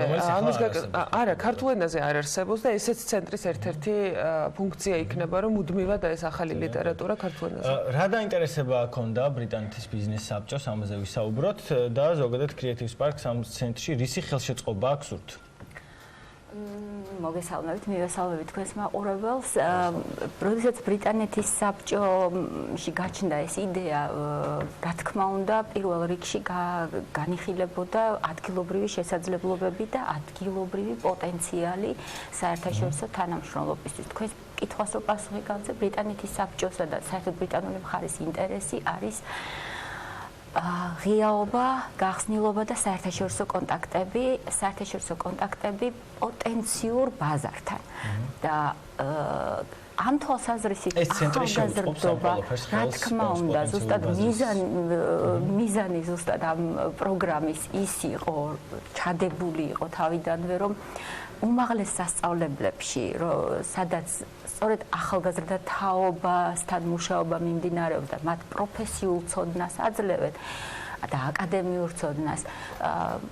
უნივერსიტეტების დამთავრების შემდეგ ეს ადამიანები ხშირად იყვნენ დარჩენილები ეს პირისპირ ცხოვრებასთან რაღაც ცხოვრებისეული უნარების გარეშე და ბრიტანეთის საბჭოს და ბრიტანული მხარის ინტერესი იყო, რომ ორმხრივი თანამშრომლობების საფუძველზე ახალგაზრდა თაობისთვის, რომელმაც მომავალში უკვე იმ გამოწვევებს უნდა უპასუხოს, რაც საერთოდ გლობალურად დგას კაცობრიობის წინაშე, გქონდეთ ეს იარაღი, უნარები, რომლითაც ისინი შეძლებენ გაუძღვენ საკუთარი კარიერის განვითარებას და ამ თვალსაზრისით საქართველოში ძალიან კარგი მიმდინარეობს ეს პროგრამა. სამაგალითოა ბიზნესისა და ტექნოლოგიების უნივერსიტეტის თანამშრომლობა ამ პროგრამაში ბრიტანულ მხარესთან და ზოგადად ეს საერთაშორისო თანამშრომლობები, ორმხრივი იდეების გაცვლები არის ძალიან საინტერესო, იმიტომ რომ რეალურად ესე არ არის, რომ ეს ბრიტანელები მოდიან და ჭკუას გვასწავლიან და მე მგონი ნინო ამაში დამხმარება. ისინი თვითონ ყოველთვის ამბობენ, რომ ძალიან ბევრი გამოცდილების მიღების სურვილი აქვს და ცოდნის მიღების. კონკრეტულად რაში გამოიხატება ეს მხარდაჭერა? ექნება ეს ფინანსური დახმარება, ტრენინგები, თუნდაც გაცვლითი პროგრამები, რაში ასე ვთქვათ მონეტიზაცია როგორ მოხდება? ძირითადად ეს ხდება, რა თქმა უნდა, ფინანსური მხარდაჭერით. ბრიტანეთის საბჭო 2 წლის განმავლობაში ფინანსურად აფინანსებს სრულად ამ აქტივობებს, თანამშრომლებს აქ მიმდინარე ყველა ამ პროგრამაში მიმდინარე ყველა ღონისძიებას და ამავე დროს ჩვენ აქტიურად თანამშრომლობთ ყველა მონაწილე უნივერსიტეტთან საქართველოში, რომ მაქსიმალურად ხელი შეუწყოთ პროგრამის მდგრადობას, რათა მაშინ, როდესაც უკვე ბრიტანული მხარე აღარ დააფინანსებს პროგრამას, მათ შეძლონ მუშაობის გაგრძელება იმავე პარტნიორებთან და სხვა ახალ პარტნიორებთან, იმისათვის, რომ ეს მხარდაჭერა, ახალგაზრდა თაობა იქნება ეს თუ ზოგადად მეწარმეები, გაგრძელდეს უნივერსიტეტების. აუცილებლად მინდა, რომ მეორე პროგრამაზეც მოვასწროთ, შეჯამისკენ რომ წავიდეთ, აი ვესტმინსტერის უნივერსიტეტთანაც აპირებთ, როგორც ვიცი, რეგიონებში ძალიან ისეთი სერიოზული პროექტების განხორციელებას, ამაზეც მოვუყევით 2 სიტყვით. ესეთ რეგიონებში არის კიდევ ერთი ძალიან დიდი გამოწვევა, რაც იწყება ციფრული წიგნიერებით, ასე ვთქვათ, როდესაც რეგიონში მცხოვრებ ახალგაზრდებს გაცილებით ნაკლები აქვთ ციფრულ ტექნოლოგიებთან ურთიერთობის უნარჩვევები, რაც ეს არის დედაქალაქში, ვიდრე ეს არის დედაქალაქში. შესაბამისად, საქართველოს ეროვნულ მუზეუმთან პარტნიორობით ჩვენ გადავწყვეტეთ, რომ ავირჩიოთ, დავიწყოთ საქართველოს ტურისტული დესტინაციებით იმ რეგიონებით, რომელსაც მეტი პოტენციალი აქვს ტურისტულად და გადავამზადოთ ამ რეგიონში მცხოვრები ახალგაზრდები ციფრულ ტექნოლოგიებში, ინოვაციებში და შემდეგ განვახორციელოთ ძალიან საინტერესო ინოვაციური პროექტები, რომელშიც უშუალოდ ეს გადამზადებული ბენეფიციარები ჩაერთვებიან და ეს პროდუქტები, ეს კრეატიული იდეები განხორციელდება მუზეუმთან პარტნიორობის ფარგლებში. ეს პროექტი პრინციპში დღეიდან უკვე დაწყებული არის. აი ვანის მუზეუმი და ეს გეგმა იყო ძალიან საინტერესო. ვანის მუზეუმთან დაკავშირებით ერთ დიდ პრეზენტაციას გავმართავთ და დეტალებს იქ გავაჟღერებთ, თუმცა ახლა რაც შემეძლია ვთქვა, არის სამი ძირითადი ლოკაცია, საიდანაც ვიწყებთ. ეს არის ვანი და მისი არქეოლოგიური აღმოჩენები, რომელიც არა მხოლოდ საქართველოს, მსოფლიოსთვის უმნიშვნელოვანესი არის. ეს არის ბულნისის დმანისის ტერიტორია, სადაც პირველი ევროპელები ბჭყალებში უკვე გავაციფრულეთ და ძალიან საინტერესო ვირტუალური ტური შეუძლიათ ისარგებლონ დმანისის არქეოლოგიური მუზეუმის დამთვალიერებლებს და ასევე სიღნაღი არის ძალიან საინტერესო ლოკაცია ჩვენთვის. თუმცა ეს არის მხოლოდ სამი მიმართულება, რითიც ვიწყებთ, მაგრამ პროექტი ვინაიდან ხორციელდება 1 წლის განმავლობაში, ვფიქრობთ, რომ ვეცდებით, რომ საქართველოს ყველა რეგიონი მოვიცვათ, ვინაიდან თუნდაც ტურისტული პოტენციალის თვალსაზრისით თუ შევხედავთ, არ არსებობს საქართველოს რეგიონი, რომელსაც ეს პოტენციალი არ გააჩნია. ამიტომ გვინდა რომ ეს გადამზადება ინოვაციებში და ტექნოლოგიებში მოხდეს მაქსიმალურად იმ რეგიონებში, ჩვენი სტუდენტების ჩართულობით და რა თქმა უნდა ჩვენი აკადემიების მხოლოდ თბილისი არ უნდა იყოს ტექნოლოგიების და ინოვაციების ცენტრი. ძალიან ბევრი იდეა მაინც რეგიონში და ნამდვილად კარგი საქმე კეთდება. ძალიან დიდი მადლობა წარმატებები ბრიტანის საბჭოს და ბიზნესისა და ტექნოლოგიების უნივერსიტეტს, ნინო ენუქიძე, BTU-ს რექტორი და მაია დარჩია ბრიტანის საბჭოს ხელოვნების პროგრამის მენეჯერი იყო ჩვენი სტუმარი. მადლობა მათ ჩვენთან სტუმრობისათვის და საინტერესოების განზიარებისათვის ტრადიციულად. ახლა წინ მცირე სარეკლამო პაუზა გველდება და დაგიბრუნდებით ძალიან მალე.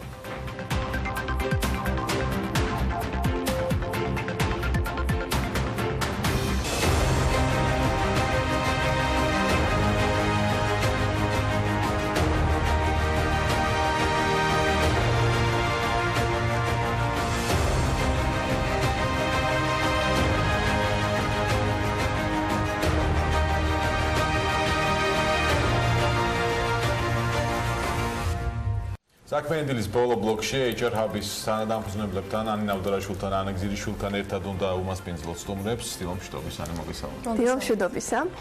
HR Hub-ის რუბრიკა დღეს დაეთმობა ერთ-ერთ ყველაზე აქტუალურ თემას. როგორ ვიპოვოთ სამსახური, სასურველი სამსახური. ყველა ჩვენგანის ცხოვრებაში დგება მომენტი, როდესაც ვიწყებთ სამუშაო ცოდნას. თუმცა ეს პროცესი სხვადასხვა სირთულესთან არის დაკავშირებული. არანაკლებ მნიშვნელოვანი გამოწვევის წინაშე ვდგებით რეზიუმესა და სამოტივაციო წერილის შედგენისას. ეს ორი დოკუმენტი ერთგვარი სავიზიტო ბარათია ჩვენსა და დამსაქმებელს შორის. ცნობილია, რომ არც თუ ისე იშვიათად სწორედ ამ ეტაპზე უშვებენ აპლიკანტები გარკვეულ შეცდომებს.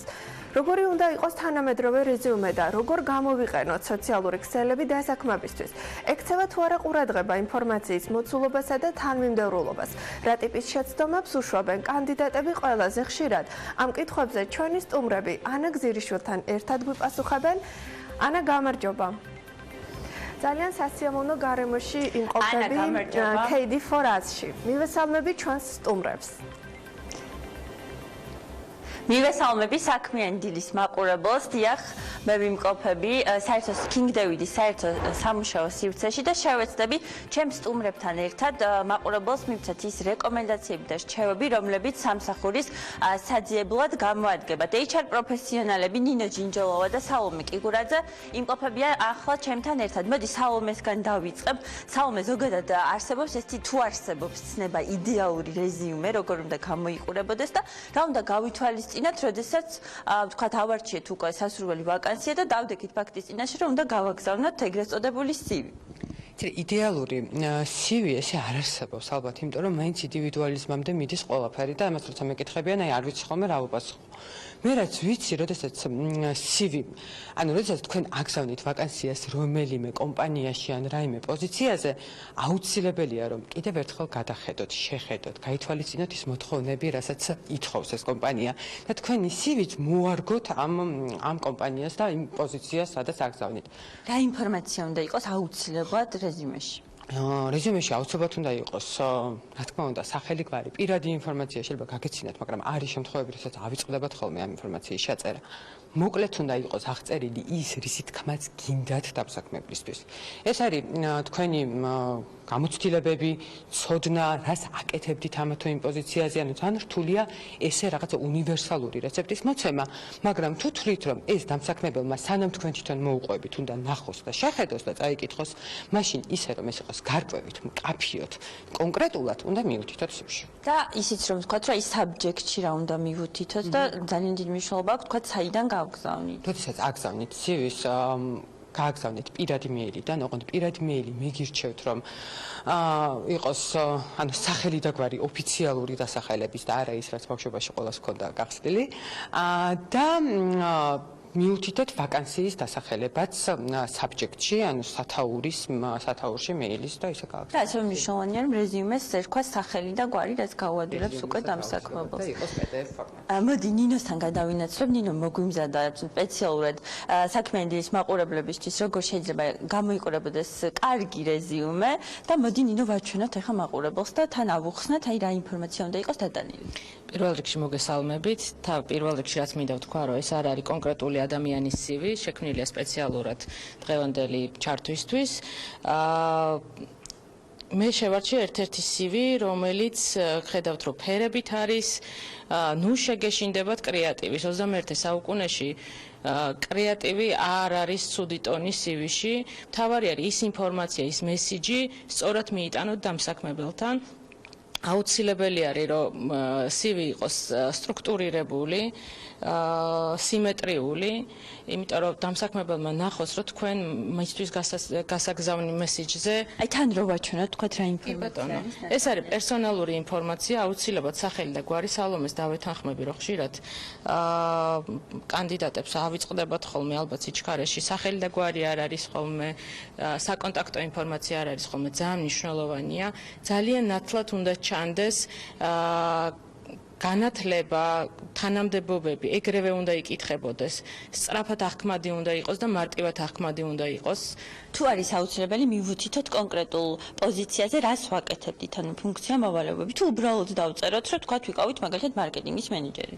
სასურველია, რომ რას აკეთებდით, ესეც იყოს მითითებული, თუმცა თუ ეს ძალიან განავრცობს CV-ს ფორმატს, შესაბამისად ამის მოყოლა შეგიძლიათ გასაუბრებაზე. არ უნდა გადაიჭირთო ზედმეტად CV და არ უნდა იყოს თან, აი ერთ სამსახურში მაგალითად მარკეტინგის მენეჯერი ვიყავი, ვაკეთებდი ამას, მეორე სამსახურშიც მარკეტინგის მენეჯერი ვიყავი და დაკოპირებული არ უნდა იყოს იგივე, ანუ უნდა ჩანდეს რაღაცა განსხვავება. ზომაც რო ვთქვათ, აი ორი გვერდი არის ყველაზე ოპტიმალური მოცულობა CV-ს, აკადემიური CV-ები არის ხოლმე, როცა უფრო დიდ მოცულობას მოითხოვს. და უმჯობესია იყოს PDF ფორმატში და არა ვთქვათ Word-ში. სასურველია, რომ იყოს PDF ფორმატში, თუმცა მე ვერ ვხედავ პრობლემას Word-შიც რო იყოს და ასევე სასურველია, რომ CV გქონდეს, ხშირად მისვამე ხოლმე კითხვას, რა ენაზე უნდა იყოს. სასურველია, რომ გამზადებული გქონდეს CV ქართულ და ინგლისურ ენაზე, ორივე ენაზე გქონდეს, საჭიროების შემთხვევაში დამსაქმებელი მოითხოვს რომელ ენაზეც მას ესაჭიროება. კრეატიული რეზიუმეც გაქვს შენ მომზადებული და ესეც რო ვაჩვენოთ მაყურებელს და აქვე მინდა დავამატო ფოტოზე, ძალიან დიდი ამბავი არის ხოლმე ამასთან დაკავშირებით, როდესაც დამსაქმებელი ითხოვს ფოტოსურათს. რეალურად ანუ ასე უნდა იყოს თუ არა, თუ არ ღვევს თუ არა ამ შემთხვევაში კანონს დამსაქმებელი, როდესაც ითხოვს ფოტოსურათს. რაც რო გადის, სულ უფრო და უფრო ნაკლებად მხდება ესეთი მოთხოვნები დამსაქმებლის მხრიდან, რაც ძალიან კარგია. ფოტო არის მადისკრიმინირებელი, თუ თავისით გადაწყვეტ სამუშაოს მაძიებელი, რიგ ქვეყნებში აკრძალულიც კი არის ფოტოს CV-ში გამოყენება. თუ თავისით გადაწყვეტ სამუშაოს მაძიებელი ფოტოთი გააკეთოს CV-ს, მისი გადაწყვეტილება თავისუფალი ამ არჩევანში, თუმცა დამსაქმებელს ფოტოთი CV-ს მოთხოვნის უფლება არ აქვს, თუ არ ეხება, თუ არ არის სპეციფიკური კლასიკური სამუშაო, სადაც ადამიანის ვიზუალისა კასტინგზე თუ არა გვაქვს საუბარი და რაღაც ესეთ იმაზე, სადაც ვიზუალს აქვს გადამწყვეტი მნიშვნელობა. აი ამ შემთხვევაში თქვა შენ რაც გაგვიმზადე, შეგვიძლია კრეატიული CV-ც გავაკეთოთ, რაც ალბათ ბევრ CV-ში გამოარჩევს ჩვენს თავს, ხო? ეს ახლა კონკრეტულად არის დაწყებითი კლასის მასწავლებლის CV და ერთი შეხედვითვე იქცევს ყურადღებას. გარკვეული მარკეტინგული ხრიკების ხმარებაც შესაძლებელია CV-ში დღეის მდგომარეობით, რაც პირიქით კარგ ტონად ითვლება და არანაირად არ არის ცუდი და შეგვიძლია. მთავარია რომ ხედავთ CV არის სტრუქტურირებული, ნამუშევარია CV-ზე, ყველა ინფორმაცია არის დატანილი, ასევე ძალიან ხშირად ხდება ხოლმე გრაფიკული დიზაინერები გვიგზავნიან ძალიან საინტერესო CV-ებს და ეგრევე ჩანს მათი კრეატიულობა და მე მხოლოდ მივესალმები ამას. დიდი მადლობა, მოდი გადავინაცვლოთ საომესთან. სოციალური ქსელები, რაც ძალიან აქტიურად გამოიყენება, როგორც ვიცი, ჩვენ შეგვიძლია გამოვიყენოთ დასაქმებისთვისაც. მოდი ვისაუბროთ ჯერ LinkedIn-ზე, რომელიც სამწუხაროდ საქართველოში არც თუ ისე პოპულარულია. როგორ შეგვიძლია გამოვიყენოთ LinkedIn და რა არის, მაყურებელს რომ მივაწოდოთ ამის შესახებ ინფორმაცია და მოგვიანებით უკვე Facebook-საც რომ ვისაუბროთ. კი ბატონო.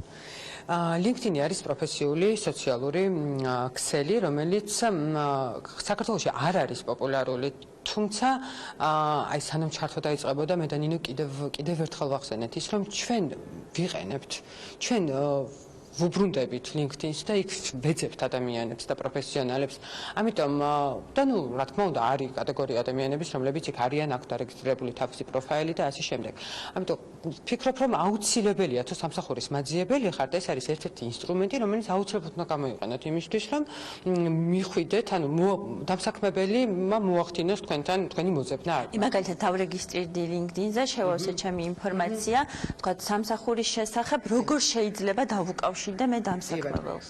შევსებას, ინფორმაციის შევსებას, რაც შეეხება, რაც თქვენ ისაუბრეთ CV-თან დაკავშირებით, პრინციპში იგივეა ყველაფერი LinkedIn-ს. აქაც უნდა იყოს ყველაფერი გარკვევით მკაფიოთ და როგორც ნინომ აღნიშნა აღწერილობაზე და შემდეგ ყველაფერი ისე როგორც CV-ში იქნებოდა.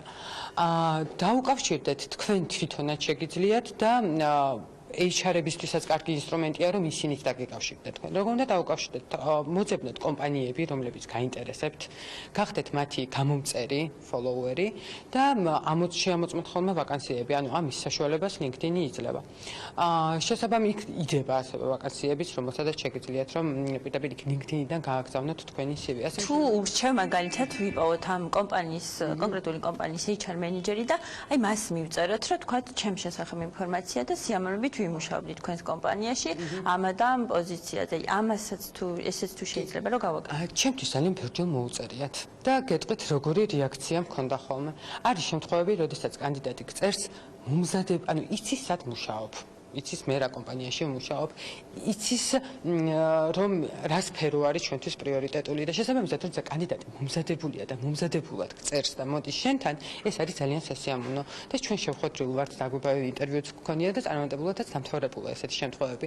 მაგრამ თუ ხედავ რომ კანდიდატი პრინციპში სულ ერთია ვის წერს და არ არის მომზადებული იმისთვის რომ შენს კომპანია მართლა ანუ არ არის საინტერესებული შენი კომპანიით, აქ უკვე ძალიან უბრალოდ რთულია კომუნიკაცია და ალბათ ეს არ არის სწორი გზა. თუმცა პირდაპირ HR-თან კონტაქტზე გასვლა ან ყველა კომპანიას აქვს უკვე თავისი გვერდი ხო Facebook-ზეც, LinkedIn-ზეც. დიდი მადლობა საომე, სამწუხაროდ ჩვენი დრო იწორება და ჩართვის დასასრულს მინდა ნინო შენ გკითხო, რას ურჩევდი იმ ადამიანებს, რომლებიც აი უშედეგოდ ეძებენ სამსახურს და ამბობენ, რომ აი ვერ ვიპოვე სამსახური და ქვეყანაში არ გვაქვს სამუშაო ადგილები და რა გავაკეთო? აი ესეთ ადამიანებს რა რჩევას მისცემთ? პირველ რიგში მინდა ესეთ ადამიანებს ურჩიო და უთხრა, რომ სამუშაოს ძიება ეს არის გრძელვადიანი პროცესი, აღიჭურონ მოთმინებით, არასოდეს არ დაკარგონ იმედი, ჩვენ მათ ვეძებთ და აუცილებლად მოგწერონ, დაგვიკავშირდნენ, ყურადღებით ადევნონ თვალი ჩვენს განცხადებებს, სამუშაო პორტალებს, LinkedIn-ი გამოიყენონ, Facebook-ი გამოიყენონ და ეს არის ცალკე სამუშაო პროცესი არის სამუშაოს ძიება. იმოქმედონ და აუცილებლად ჩვენ მათ ვეძებთ, აუცილებლად იპოვიან სამსახურს. დიდი მადლობა, იმედია გამოგადგება ჩვენი HR პროფესიონალების რჩევები და იპოვით სასურველ სამსახურს და მინდა ყოველ მაყურებელს, ვინც ახლა ეძებს სამსახურს, ვუსურვო რომ იპოვონ მათთვის სასურველი სამსახური და რაც ყველაზე მნიშვნელოვანია, აკეთონ ის საქმე, რომელიც მათ სიამოვნებას ანიჭებს. მადლობა ანა, მართლაც ყოველთვის გახსოვდეთ, რომ სადღაც არის სამუშაო, რომელსაც თქვენ ეძებთ და რომელიც თქვენ გელოდებათ. თავარია მიზნის დასახვა და ამ მიზნისთვის მუშაობა და ყველაფერი გამოვა. ეჩაჰავის დღევანდელი რუბრიკა კი ამით დასრულებულია. შემდეგ გადაცემებში ადამიანური რესურსების მართვის თემაზე ბევრ საინტერესო ამბავს მოგიყვებით. მადლობა ტრადიციულად საინტერესო მიმოხილვისათვის და ველოდებით რა თქმა უნდა სხვა თემებსაც ჩვენს მაყურებელს კი ნამდვილად ანას სწორს გავიზიარებ რომ შეუძლია გააგრძელოს ძებნა თუ კი ამ მიმართულებით ეძებენ თუმცა ზოგადად ყველაფერი შესაძლებელია ჩვენთან საქმიანი დილის ეთერში ამით ვასრულებთ დღევანდელ ეთერს გემშვიდობებით ხვალ-დილის 8 საათამდე წინ საქმის კურსის გამოშვებები გეუდებათ ბექაბაციკაძესთან ერთად მუდმივად განახლებადი ამ BM-ზე ბედნიერ დღეს გისურვებთ